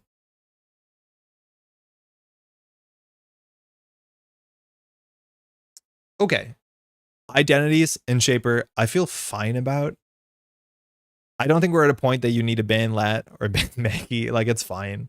It's okay. I'd rather see more Dewi support at some point and some like bespoke Arsana support, as much as Arsana is seeing some competitive play, as much as I haven't played those decks. I want to get rid of... Did we pass the consoles already? I think we did. I think I missed Madani. I would just ban Madani because the vibe check on it is atrocious. Just real atrocious. Just don't like it. It's not going to happen. It's not a problem. I just don't like it. Everything else is fine. Yeah, I don't know. Not strong thoughts. SMC can still stay around. If you want to ban it, you can. It just functionally changes the entire Shaper card pool in a way that I don't think is necessary. Stone Chip. People are talking about Stone Chip. I don't know. I honestly don't know. We've lived in metas where the card that you put in your deck to not die to combos used to be more expensive. Not so much on influence all the time, usually not, but in terms of like putting it on the table sucked. And so that was like the benefit that the kill decks got, is that you had to spend a click and 3 credits and a bad card slot to install your Plastic Carapace. Now, Plastic Carapace is not the best example because this was the first like don't die card that they printed. And this card is really bad because it is just literally the silverest of bullets. It does nothing besides stop you from dying to the end of the line, which is a Scorched Earth combo back in the day. I don't like those sort of deck building decisions where you have to decide to put 1 or 2 Plascretes in your deck because you always played at least 1 as circa 2014, and then you had to hope to draw it soon enough. So sometimes you play 2, and then once you played it, the game was just over. I would say Stone Chip is kind of close to that. I would say if someone gets down 2 Stone Chips and they're not popping it, your kill combo deck, it's probably over. And the problem is Stone Chip doesn't cost them a lot of influence or deck slots, kind of deck slots, but the card is just good in all situations. I wish cards that were a bit like tech towards don't die or specific tech cards had other utility, but the utility was a bit more marginal, that it came at an expensive cost. I think if Stone Chip cost 2 influence, that only hurts non-Shaper, obviously. If it costs a credit to put down, like these small changes make it harder to play. Probably doesn't move the needle, but I also do want to make sure that there's tech cards you can play. Stone Chip is banned to allow kill decks to be part of the metagame. They already are, for what it's worth. I think kill decks are the majority of the meta. But yeah, Stone Chip is definitely a card you could address. I wonder what NSG wants to do, whether they want to hurt tech cards that stop you from not dying, or whether they want to make the kill combos more lethal. They have consistently printed over the last sets really annoying 2-card kill combos, and I don't like them, right? Like, see how they run. Oh, you didn't run a double advance card, you die, right? Like, we've had these combos. It's a bit harder now without personal evolution. We now have the worst case scenario of turn 2 you didn't run, and it's a tomorrow's headline, and then they like hit it with touch-ups, and then you just die. Like, these exist in the game. Bangoon wants to do that to you. Like, Bangoon wants to score an agenda and then hit you with double Neurospike, right? People love these combos. I don't like dying to these combos usually. I usually don't like flatlining as a runner as a whole, but like NSG is happy printing these like 2-3 card combos. Admittedly, those cards, you can all interact with them. They're on the table, so maybe it's up to you, but that means there has to be support like this. T400 would be the other anti-kill. I mean, yeah, but like, do we want to play in a game where we play T400? I'd rather have a Hopper, where this is a card that in other matchups does something as much as a Link and 3 for 3 credits, 3 cards, excuse me, at instant speed is like still pretty expensive. But there were some cards where Sports Hopper was a good card. Stone Ships makes me wish I could play Best Defense to have a silver bullet for the civil bullet. Yeah.